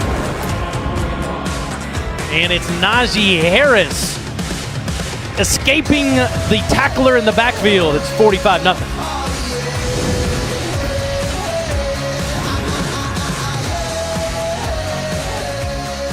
Week, it was a tough week for some teams in the SEC. On Thinking Out Loud last Monday, we had grief counselors there to help you through your pain. Who knows what we'll have this Monday? Join me, Greg McElroy, and Marcus Spears on SEC Network Monday at 7 o'clock. Like I said, you'll never know what you're going to get, but I can guarantee it'll be fun. Wow, you're on the screen now. How about that? And appropriately in front and overlaying those two dudes. You can't even really see McElroy and Spears back there. I like that. Is fantastic. I can't see it, so this is very exciting for me right now. I don't know what it looks like, but I can't wait to watch the replay. Basically, we just had, as you saw last week, the picture of McElroy and Spears. Now we have inserted you blocking the view of those two. Wow. I give y'all credit for that because you guys called it out last week when we were at Kentucky, so I appreciate you guys playing blockers for me there. And Alyssa is saying she is a South Carolina Gamecock alum, so she was sitting on the couch last week after the loss to the Tar Heels. Yes. Gamecocks. It was a tough time, but thankfully my mediocre grief counselors in Greg and Marcus sort of talked me through it, but not really because they should not quit their day jobs for sure. Nice end-around run for Drew Dan there. Gamecocks win your alma mater 72-10 today against Charleston Southern. Ryan Walensky now the quarterback for the Gamecocks through two touchdown passes. And you would certainly think, Stinch, he's your starter next week against the Crimson Tide. especially given that injury to Jake Bentley.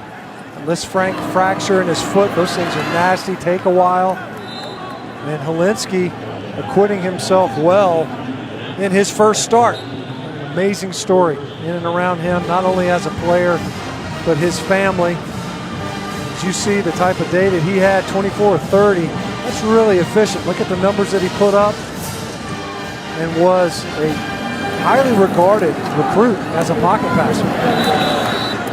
Drop there by Warner, and it is second down. It's been through a lot, obviously, with what happened with his older brother Tyler at Washington State, taking his own life a few years back. And Ryan wanted to go and have his own experience across the country and into SEC territory, and played so well in the home opener. Nick Saban's never won in Columbia. Some Tide fans remember what happened there in 2010. Nice pitch and catch across the middle of the field, and breaking free is Tony Nicholson, and he's inside the 5-yard line as Diggs prevents a touchdown. To pick up a 44 yards. Took out an official too. Yeah, got an assist from the umpire. Knocked his glasses off in his hat. Watch this. Run right at you. Boom. Great job, run after the catch. Tony Nicholson doing a great job getting it down in the red zone. You see at the end, and that's Trayvon Diggs. And he's probably cramping up. You see him working on that left calf. It's hot out here. First time, I'm actually surprised. This is the first instance we've seen of this type of a cramping, given how hot it is. Let's go back to the studio with Matt Austin, our SEC rules expert. And Matt, how about when an umpire gets taken out like this in the middle of a play? Well, now you know exactly why I'm not an umpire. He has nowhere to go. The play runs right at him. There's nothing he can do. It's unfortunate, but these plays happen, and you just hope that nobody gets seriously injured. Wally Huff, I know that you've worked with through the years. Seems like he's okay. Josh yeah, Wally's a tough one. He's going to bounce back up, I guarantee it. And he got hurt. He got hit last year and was bleeding and still got up and finished the game. So he's a tough one. Josh Jobe running into Wally there, and Casey Vaughn being carried off the field. His mom Stephanie's here today watching him play.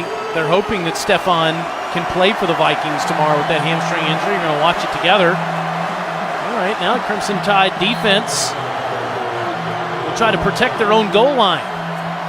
And on the handoff, it's Gibson, and he'll fight ahead to the 4. It'll be second down from there. You see Raekwon Davis in there on the play. And Christian Harris in there as well. We've talked about these young linebackers. Number 8 was a safety, a defensive back. Did a great job on that last play.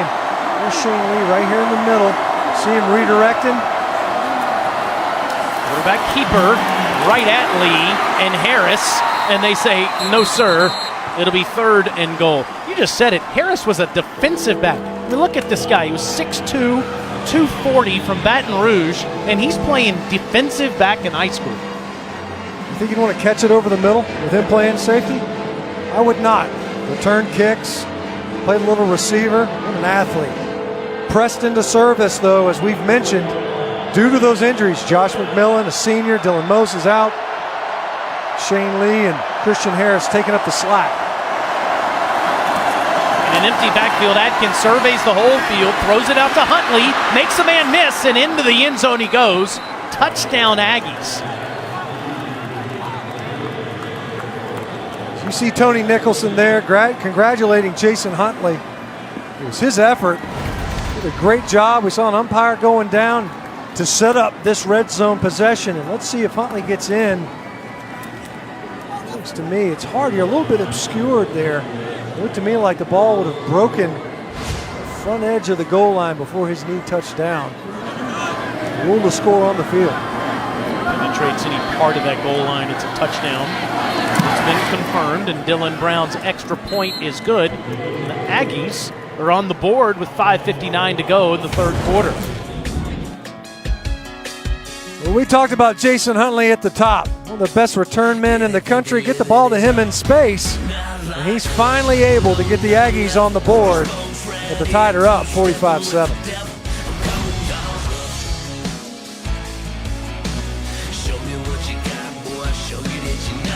Tua's day is complete. 3 touchdown passes and a touchdown run. Mac Jones bobbing his head, getting ready to play quarterback for the Crimson Tide, the redshirt sophomore from Jacksonville, Florida.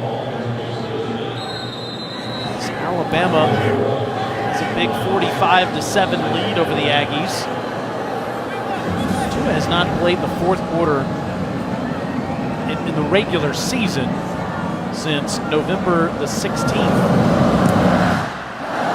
last year. It's a kick that is going to be returned by Ruggs at the 10. And that is up to the 30-yard line. Let's go back to the studio in Darinoka.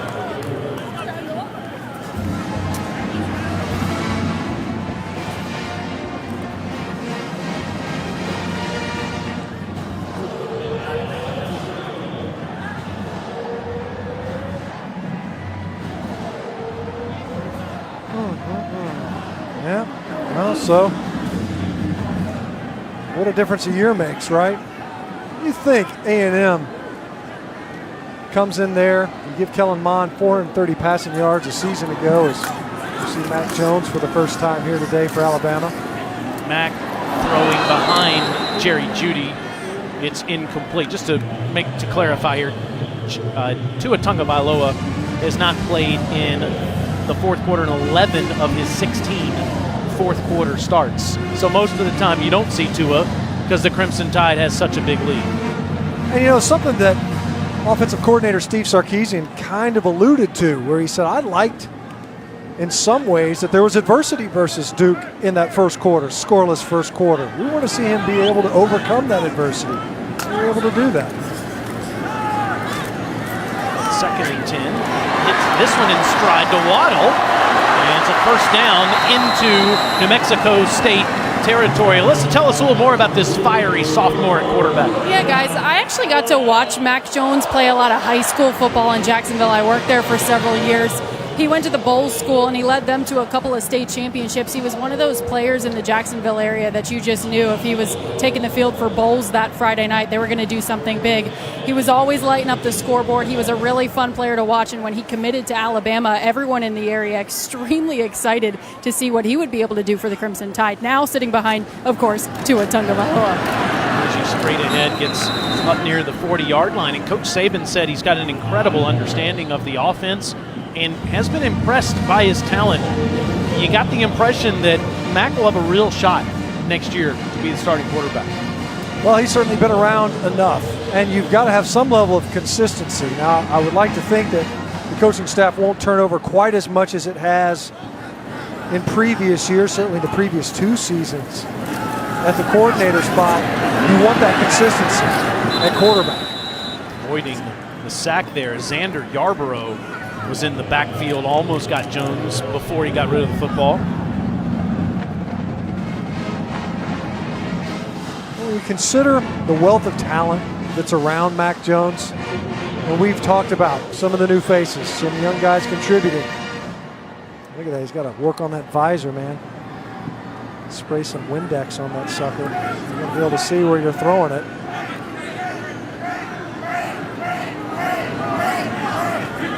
Third and 3 with Jeudy in motion. The handoff goes to Harris. He moves the chains inside the 35-yard line. We've been talking about all these fresh faces, primarily on the field. How about on the sideline and up in the press box? You got 7 new coaches here in Tuscaloosa this year, and Pete Golding has moved from the inside linebackers coach to the defensive coordinator. Yeah, you know, some guys that have been familiar with this program before, Sal Sinceri in his second tour of duty here, same as Steve Sarkisian, who came from the Atlanta Falcons, along with Kyle Flood, the new offensive line coach. So there's familiarity amongst those coaches. Devontae Smith, look at him changing direction there, and it's first down inside the 20 down to the 19. It's a pickup of 14 yards. Alabama offensive staff, you see there on the sideline with Steve Sarkisian as the offensive coordinator, did call the one game, the national championship, at the end of the 2016 season. January of 2017, and a bunch more up there. Kyle Flood, the O-line coach. Charles Huff now coaching the running backs after Burns did such an amazing job.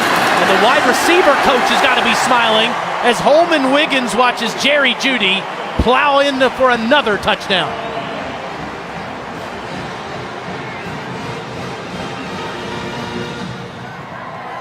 Keep this up. We're going to have to do a QBR rating for Mac Jones. Jerry Jeudy on the field, Jerry Jeudy off the field. Touchdown. That's his favorite receiver, too. So now he goes ahead of Calvin Ridley for second alone in touchdown receptions. And we're just into the second game of Jerry's sophomore season. 20 in his career as Reichert makes it 52-7.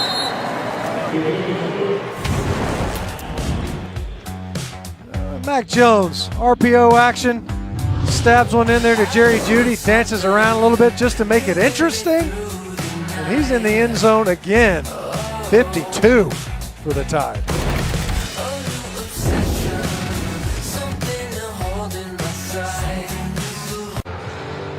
Mac Jones throws his second career touchdown pass. It's the third for Jerry Jeudy today, and you see he's climbed alone to second all-time in most touchdown receptions. Henry Ruggs only a couple behind with 4, tied for fourth now. It's the first time Jerry Jeudy's ever had a 3-touchdown game. This on the heels of 10 catches last week against the Duke Blue Devils.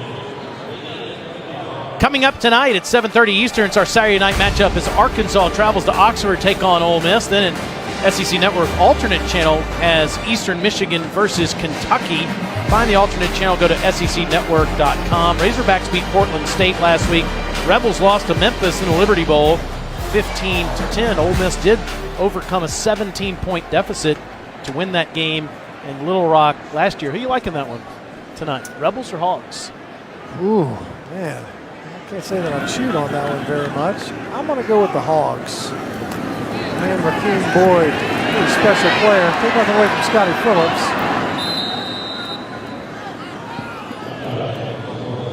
What about Texas LSU? I like LSU. You know, you look at what LSU's doing offensively, sure, it's looking better. There's no doubt about it. Opening things up, Joe Brady coming over from the Saints. A lot's been made of that. Well, we saw it actually manifested on the field in week 1. That's encouraging. I think that they can push on it. I think they can build on it. Oh, maybe on Mitchell coughs up the football, and it's recovered by the Crimson Tide as Josh Jobe has it. The ball was punched out. And it's that kind of thing is why I like LSU versus Texas. It's the 96th turnover forced by the Bama defense since 2015. 96 of them. 3 today. It's big Phil Mathis coming in there to punch it out. I know Patrick Surtain was in there too. How about that for a cover down from the big man? Cover down. Oh man, who do you give it to? Is it Mathis or Surtain? Like Mathis's left hand got there before Surtain's punch. Just for the effort. Can you share a forced fumble? Mac Jones, incomplete. I don't know. Second down. Can you have a completion on a run? The answer is yes. Jaleel Billingsley was the intended receiver there, a backup tight end for the Crimson Tide.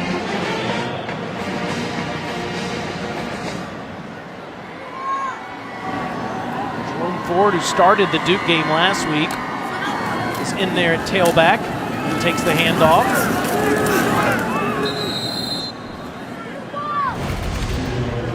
Let's go back. Watch this hustle play. Here's Mathis right here.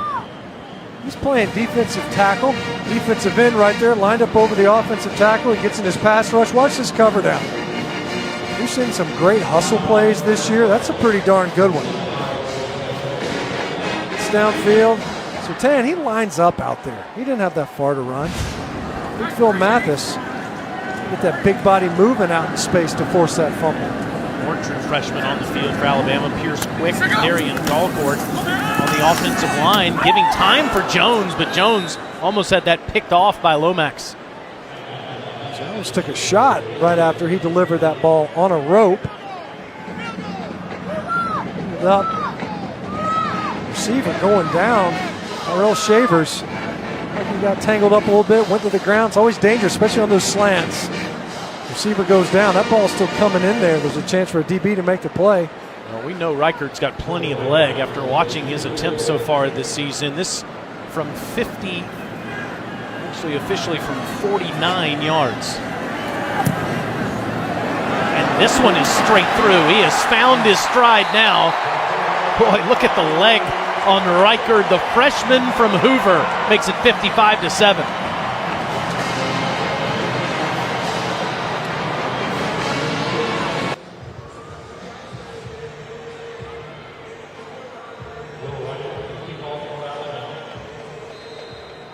We have found Dare to Coach O to be a big game coach. Some big wins he had last year at Auburn against Georgia. Joe Burrow's a big game player too. Last week, 23 for 27, 5 touchdowns. Found 9 different receivers in that whitewashing of Georgia Southern. Tied a school record for single game touchdown passes with 5 with Zach Mettenberger. And he was subbed out after the first LSU possession in the first half. LSU won 55-3, scoring 21 points in the first quarter. They did not do that in any quarter last year. Joe Brady helping call those plays now on offense for LSU. How about the performance Burrow put together last week? And against Sam Ehlinger, the running game for Texas today. Yeah, and they do a great job. You know, Ehlinger, a big contributor in that running game, not scared to scramble. He's a physical runner, can finish those runs, pick up hard-earned yards. But I like the fact that both those quarterbacks do an excellent job of protecting the football. And in this game tonight, I think that's going to be the difference. And I think that's the difference from the LSU secondary's perspective. Takeaways. Flag comes in as Chris Allen came around the edge. Sophomore from Baton Rouge as Coach Saban has piled up the talent from Louisiana on this roster. There's a lot of great Illegal players. shift, offense, number 16 and number 9 were moving at the same time and did not get reset for a full second. That penalty's declined. Second down. So Chris Allen with that sack, which will count. It's a loss of 5, and now it'll be third down. New Mexico State having to get up to the 35-yard line. Atkins lofts one up, but way too far in front of Warner. It's fourth down.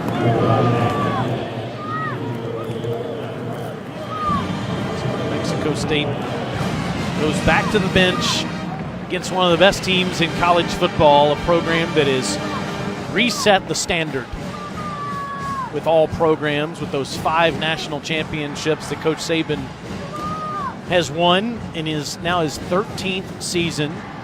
He's the head coach here at Alabama, the dean of SEC coaches.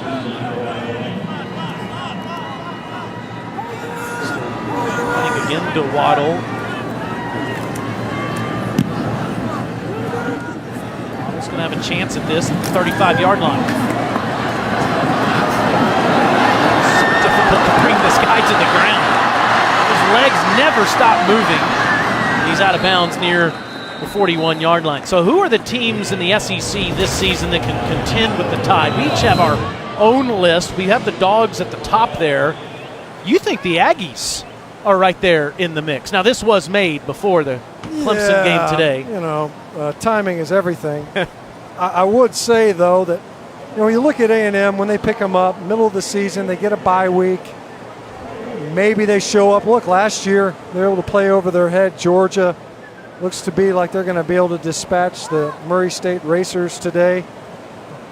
And, of course, look at Alyssa. Well, I like those picks, Alyssa. That makes a lot of sense. Just a reshuffling of what I was thinking. You know, everyone in the production meeting can be witness that I did not know your list before I was asked for mine, Stinch, but I'm kind of with you. I think A&M could give Alabama a run for their money. You know, I did not think that this Clemson matchup would be exactly how it went down, but I look at LSU as one of those teams too, looking at Joe Burrow and then the defensive side of that ball, specifically LSU's secondary. I think they're one of the more complete teams in the SEC, but I would think if any year could be the year, this might be it for Georgia. This might finally be the year that Georgia could get a win over Bama. Again, those are the other teams other than Alabama that can contend. There's a personal foul call, and Keelan Robinson takes the handoff, and he's got daylight. See ya! 74 yards for the true freshman from D.C.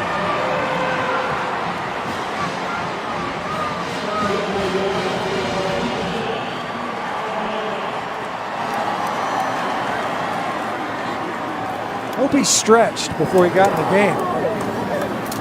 Get out there, he hadn't played a whole lot. Nice and hot out here.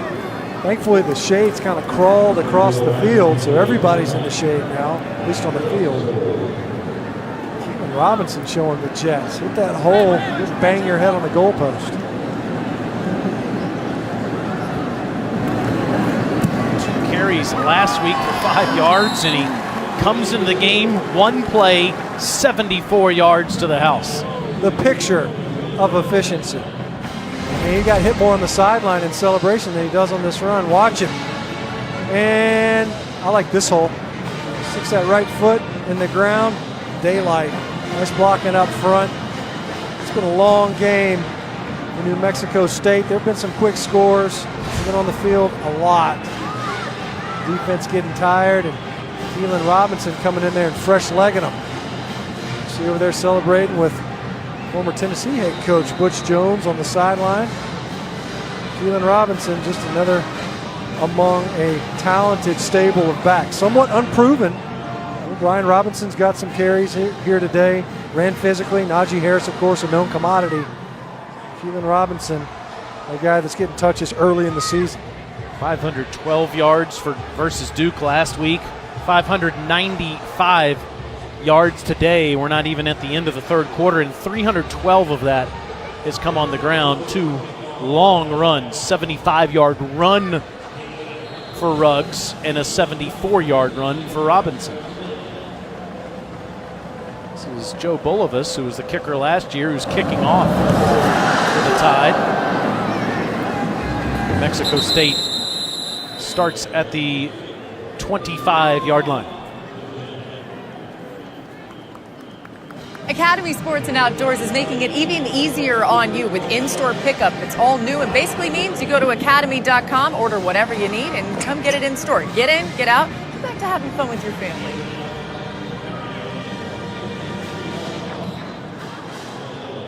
So Keelan Robinson enjoying Alabama's 62-7 lead here over the Aggies near the end of the third quarter.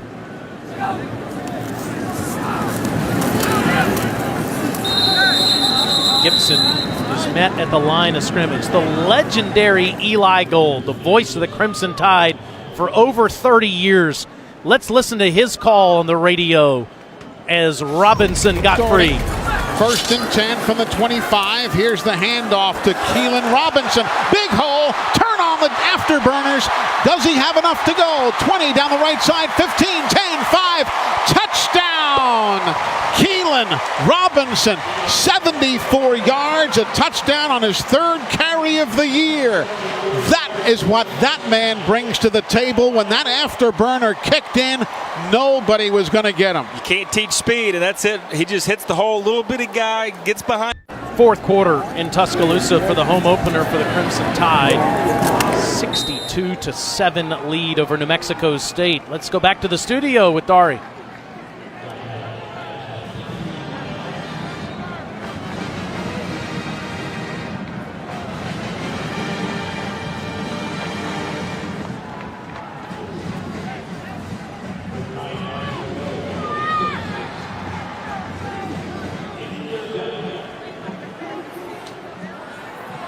Ben Hicks, Nick Starkle, Arkansas Chad Morris have two options at the quarterback spot. That is a whistled as an incompletion as it was swung out to Navion Mitchell. It's now 4th down.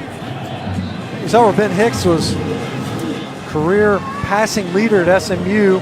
Harkens back to when Chad Morris was there running his offense. It ended up being more compelling than what I think was probably a more talented quarterback in Nick Starkel, a guy that had his season cut short a couple of years ago at Texas A&M due to injury, and then never was able to win that starting job back. Goes to Arkansas. Ended up going with Ben Hicks, the guy who knows Chad Morris's offensive system. Slade Bolden gets a chance to return this punt. Chrysler with a good one. Goes over his head. Roll dead inside the 10-yard line. 64 yards for the punter for New Mexico State on a warm September Saturday in T-Town.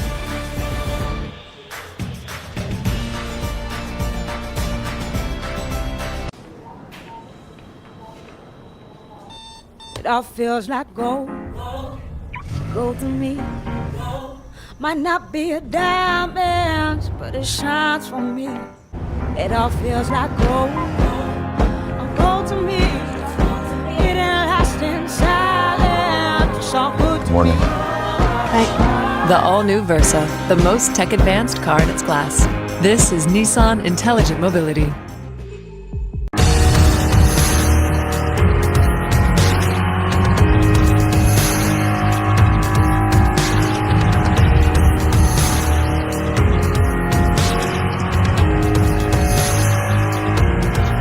Don't forget, every Monday night at 7 o'clock right here on the SEC Network, Marcus Spears, Greg McElroy, and myself thinking out loud on every Monday night. We talk about the craziest things in college football, but of course we get you caught up on all the weekend's action. It is always a good time, and I'm sure this week we might talk a little bit about that punishment that Coach Saban had from Miss Terry for that unsportsmanlike last week. He had to run 20 minutes on the treadmill, and I'm starting to think, Taylor, that when Stinch is late to our meetings, we enforce that same penalty on him. Nope. 20 minutes on the treadmill. Yeah, that's cool. I got a veto stamp too, though. And by the way, I was early to several other meetings, and so that offsets the late meetings. We asked our producer Tom Schofield, and he said that absolutely is incorrect. That if you show up 30 minutes early for one conference call, that does not make up for the tardiness in the other. It's like a cell phone plan. It's rollover minutes. One counts towards the other. And I've got that in black and white. It's in the contract. Stinch's gasser days are over. It looks like Jemias Williams is okay, the junior from Wilmington, North Carolina. New Hanover High School. Great Tar Heel State. Thinking about those people in Wilmington, too, as the Hurricane Dorian came through the coast where Jemias is from. Yeah. 600 total yards now for Alabama. Keelan Robinson, who had that 74-yard touchdown run, plows ahead for a couple. In fact, people affected by Hurricane Dorian, your donation will support Red Cross preparation, response, and recovery efforts in the United States and the Bahamas. Go to www.redcross.org/ESPN or call 1-800-RED-CROSS to donate now. Give as much as you can, especially for those people down in the Bahamas. It's been a very difficult week. It's tied 7 of 12 on third down today. Right to Robinson. And throw it out there to Mechie, and Mechie's met in the backfield by Jonathan Hood. It's fourth down. Good job by Hood, fighting off a block and making the open field tackle. Forced the punt. Mexico State out there still fighting, scratching, clawing.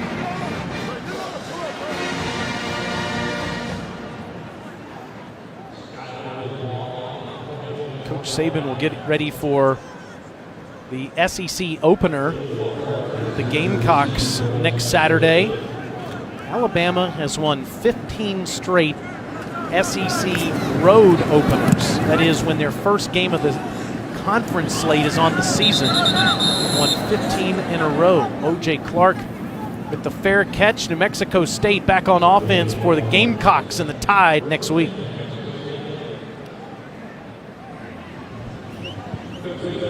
Wow.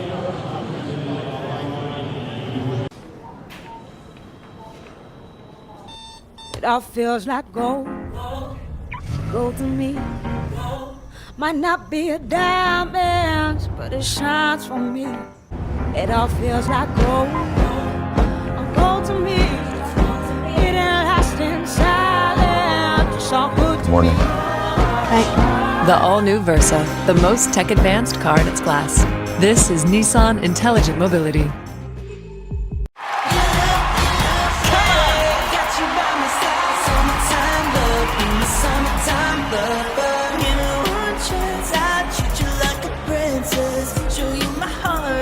Are we supposed to dance? Boy bands without dancing are just okay. Get a better than just okay unlimited plan with Spotify Premium included on America's Best Network. Only from AT&T. More for your thing. That's our thing. The flags outside Bryant-Denny Stadium, including South Carolina's. Alabama and South Carolina haven't played a lot recently. Played in 2009. Last time they played was 9 years ago. The Gamecocks had one of the biggest wins in program history, knocking off Alabama 35-21. Alshon Jeffrey and Stephen Garcia had the games of their life that day. Marcus Lattimore on that team as well as Matt Romero now in at quarterback. And New Mexico State running down the field. That's Josh Foley, the running back, with a big game for the Aggies. It's a 22-yard run, the backup tailback. Well, South Carolina's schedule this season, that's a real peach, huh? And you're talking about you just lost your starting quarterback. Had a great day today versus Charleston Southern with the freshman in there, Ryan Helinski.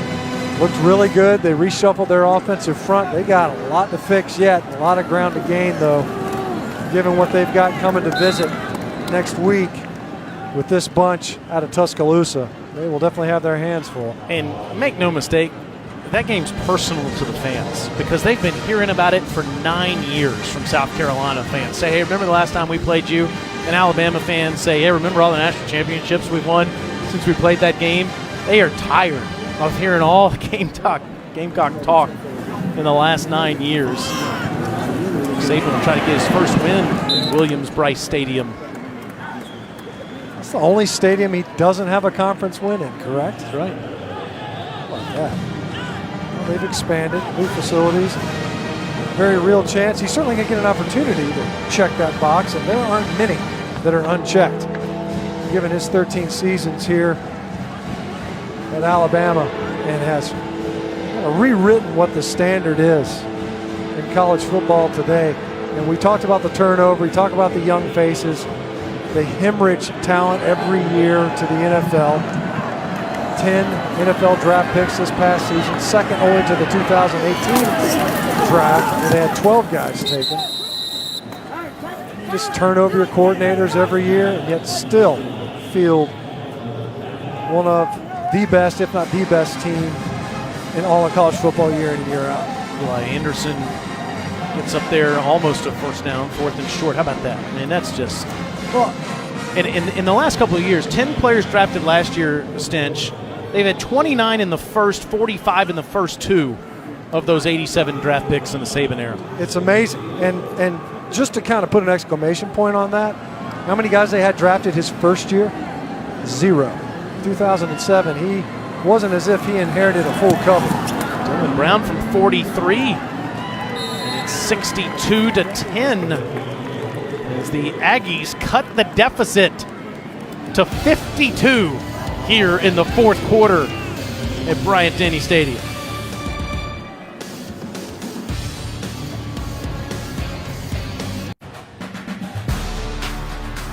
In the football office, Alabama pays tribute to all those drafted.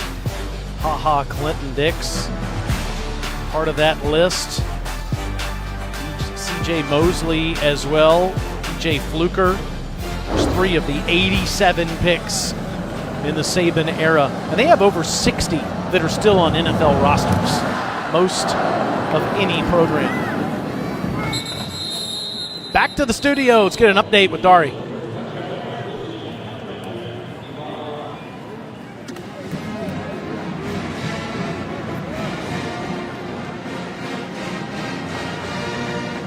Ooh.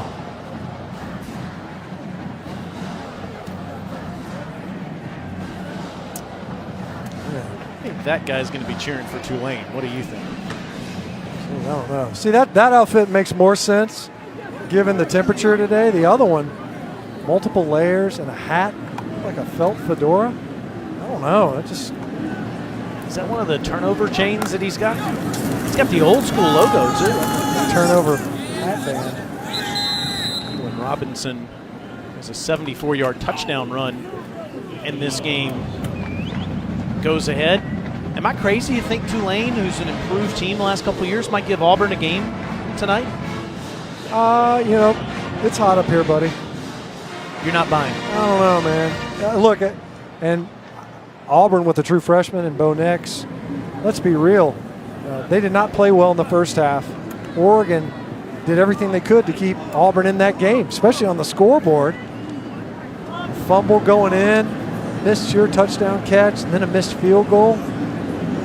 But Bo Nix, he might be one of those guys that just has the magic, finds ways to win. Oh, boy. That big hit by Kamate Kofi. Fourth quarter, still playing hard.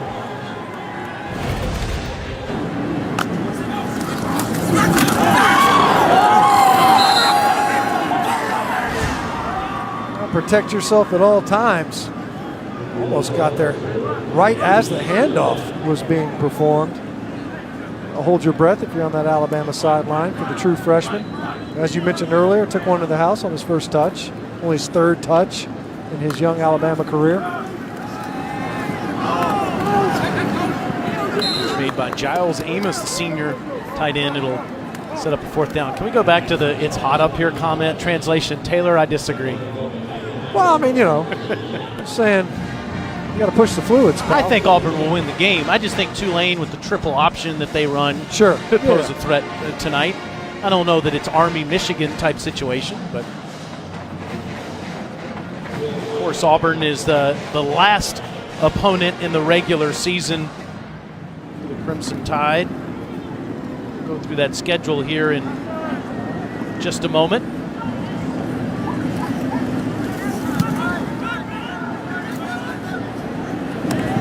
Fielded at the 33-yard line. So next week at the Gamecocks, Southern Miss here at home. What do you think is the most difficult regular season test for Alabama this year?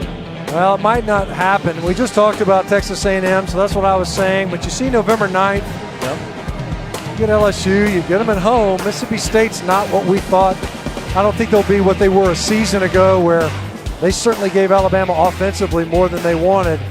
And then, as you're saying, who knows? By the end of the year, in the Iron Bowl, maybe Auburn's got it figured out. And Bo Nix is contributing more broadly in that running game, and they get it figured out. Guys, I think one of the more interesting questions, too, is this going to be one of the more difficult years for Nick Saban, just knowing how much youth that's on that team and looking at that schedule, too. I mean, they've looked good today, but this is nowhere near the competition they're going to face in the SEC. I mean, do you guys think that this might be a down year for Alabama standards? Well, I think it's a great question, especially about their defense, Alyssa, and the depth that they have. They cannot afford any more injuries. And already Moses and McMillan, your linebacker core, out for the season. They've had significant injuries in the last couple of years, but their depth has been so strong. I'm not sure that they can, Pete Golding and Nick Saban can afford those kind of injuries. This year as Romero runs past the 50-yard line, they're relying on some fresh faces as true freshmen, and no disrespect to Duke or New Mexico State. Sure. How are those guys going to fare when they play the Aggies who play the LSU Tigers? Well, and you know what? By then, they're no longer freshmen. It's a technicality. You hear all these coaches say that, and there's some validity to that. Is that you've got playing experience. Now, the challenge is, you see defensive coordinator Pete Golding there making sure that those guys aren't reverting back to things that they could get by with as high school players while they're trying to be starters in the Southeastern Conference. And it's easy for that to happen. You flip into survival mode as a player and you revert back to old habits. They may be bad habits. He mentioned Pete Golding was talking about Christian Harris and the fact that he played defensive back and wide receiver. The good part about him now being an inside linebacker is that he's got no bad habits to fix. It's not like he played linebacker poorly before. He didn't play linebacker. And so it's a clean slate. He's a guy that's getting out there, and yeah, he's learning on the job. Right now, he's the MAC linebacker in there for Shane Lee. He's getting much needed reps. As you see where he would have ranked number 6 athlete, not linebacker, not defensive back, athlete in the ESPN 300.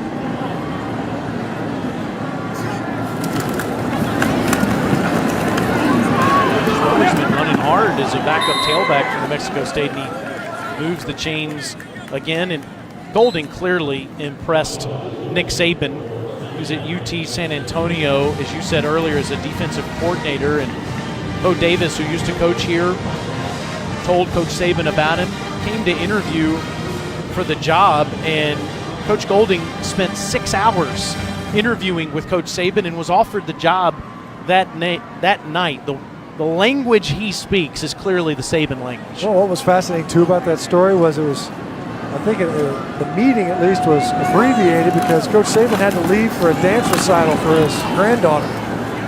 So once again, Miss Terry influencing things. Right. But, and obviously his love for his granddaughter. But 6 hours on the board, and Pete Golding mentioned, he said, after a while I realized, wait a minute, he's asking me questions on how I would defend an offense, and it occurred to him, this is Clemson's offense.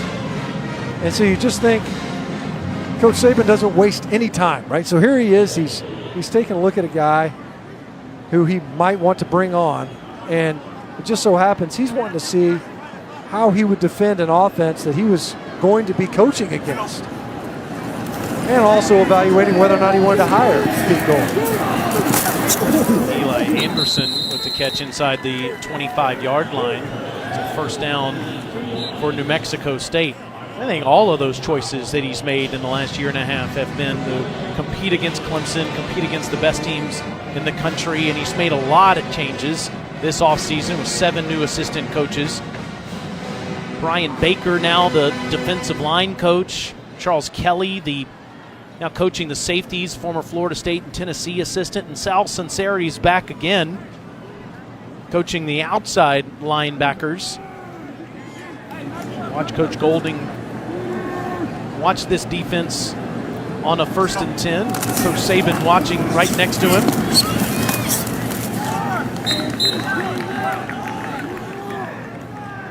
He doesn't look happy. He doesn't like the way New Mexico State's moving this football. Hands on the hips. You see Coach Golding, looks like he's lassoing something and then casting what looks like a topwater lure of some type, probably, maybe a balsa wood. What was the kind that Cash Daniel was using? They're like floppers? handmade. Yeah, something like the flop water, top water, or something like that. Again, trying to get some personnel changes there late.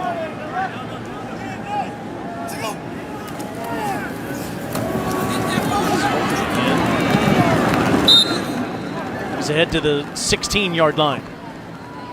But you can imagine apprenticing under a defensive mind like Nick Saban. And even right now, so in the SEC right now, you've got 3 former defensive coordinators that are now head coaches.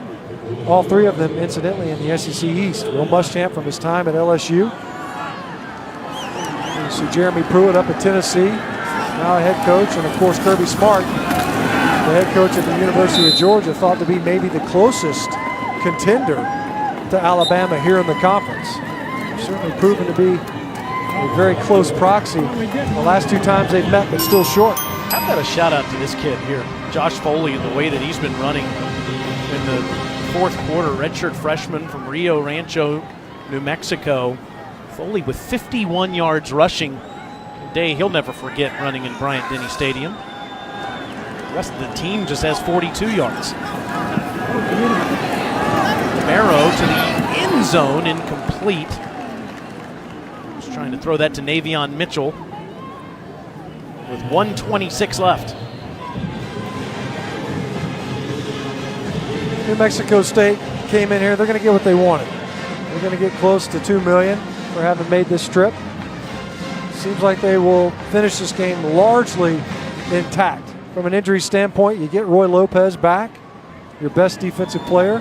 Did not play in this game at all. Javon Ferguson as well. End around to Drew Dan. Dan is shoved out of bounds just shy of the goal line.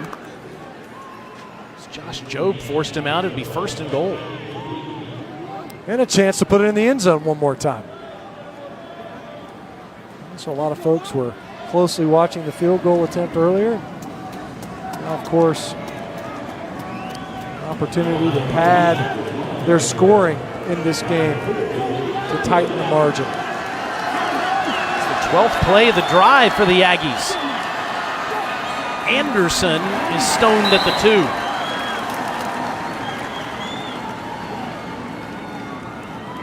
It picks up a first down. And, you know, we talked about earlier, Pete Golding standing alongside Nick Saban. Neither looked very enthused about the way this series was unfolding. And this is why. You want those guys to get in there and get reps. You also want them to earn their way off of the football field. Instead, the Aggies had other things in mind. Romero, he's not going to get there. Daniel Wright, the sophomore from Fort Lauderdale, the first one to him. 2nd and goal. Situational football. You bow your necks. You finally slow this drive down. Romero moving the football down the field. And as you mentioned, guys contributing at running back as well. There's 25 seconds to go in the game here. And they still don't have a play called. They do have all 3 of their timeouts. I think they'd like to get out of here with a score before this one ends. This might be the last play of the game with the way that this is going. You see Coach Saban, he wants a timeout. Yeah, Coach Saban will call a timeout. You realize looks like they've got 12 on the field. They had a late substitution. Coach Saban comes out there and says, let's talk about this.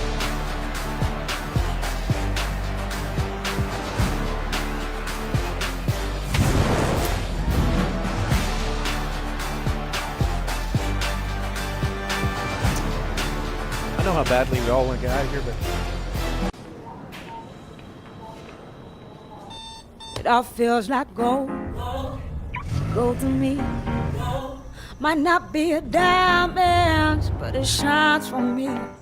It all feels like gold.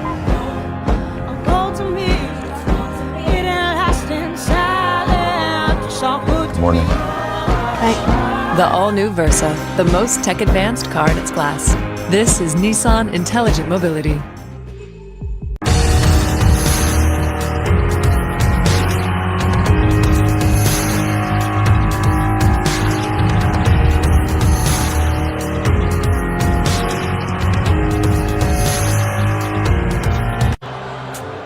Second and goal for New Mexico State. 8 seconds to go in the game with the ball at the 2-yard line. Coach Saban calls timeout with 8 seconds left because he had 12 men on the field. Still trying to coach this defense and keep the Aggies out of the end zone. Let's see if number 22, Jalen Armour Davis, makes a play right here. He bats the ball down from the quarterback. This redshirt freshman from Mobile, Alabama, by way of St. Paul's Episcopal School. What are the odds? Didn't you go to St. Paul's Episcopal School? I may have spent 13 years of my life on Dogwood Lane. Here comes Jalen Armour Davis, right on cue. All you got to do is ask. Comes on that edge pressure, gets a pass deflection. 3rd and goal, 4 seconds left. Romero, too high, ball game over. The Crimson Tide win it 62-10. Alabama has won 84 straight versus unranked opponents. That is the longest streak in FBS history. Tua throws 3 touchdown passes, runs for another.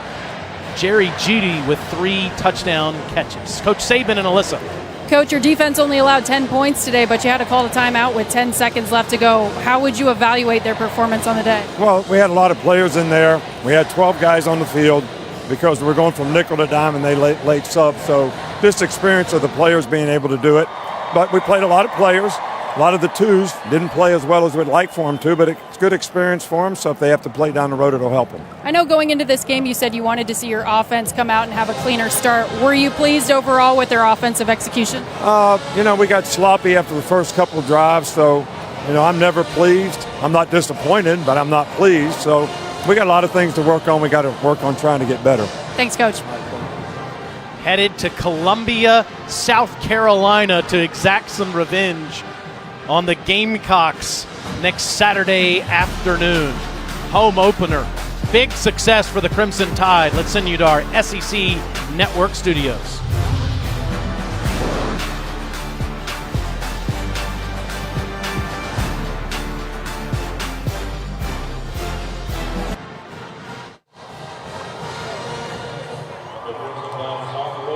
Henry Ruggs here with me. You guys had a little bit of a slow start against Duke last week. Coming into this game, the offense lit it up immediately. What was the difference for you guys out there today? That was just the emphasis in practice all week. We know, like you said, we came out slow against Duke, and that's not something that we want to do. We want to set the tone for the game, set the tempo, so we knew we had to come out fast, and that's something, like I said, we've been emphasizing all week. Your quarterback, Tua Tagovailoa, has talked all offseason about that bad taste in his mouth from last season. Coming in this year, he looks a lot more confident. What kind of push does that give you guys, knowing that he's got that confidence out there? Oh, well, he's our leader, so if he's confident, we confident. We ride on him. When he makes plays for us, and we'll make plays for him. You guys have your first in-conference game next week. You travel to Columbia to take on the Gamecocks. Early scouting report on them. Are y'all ready? No, we have.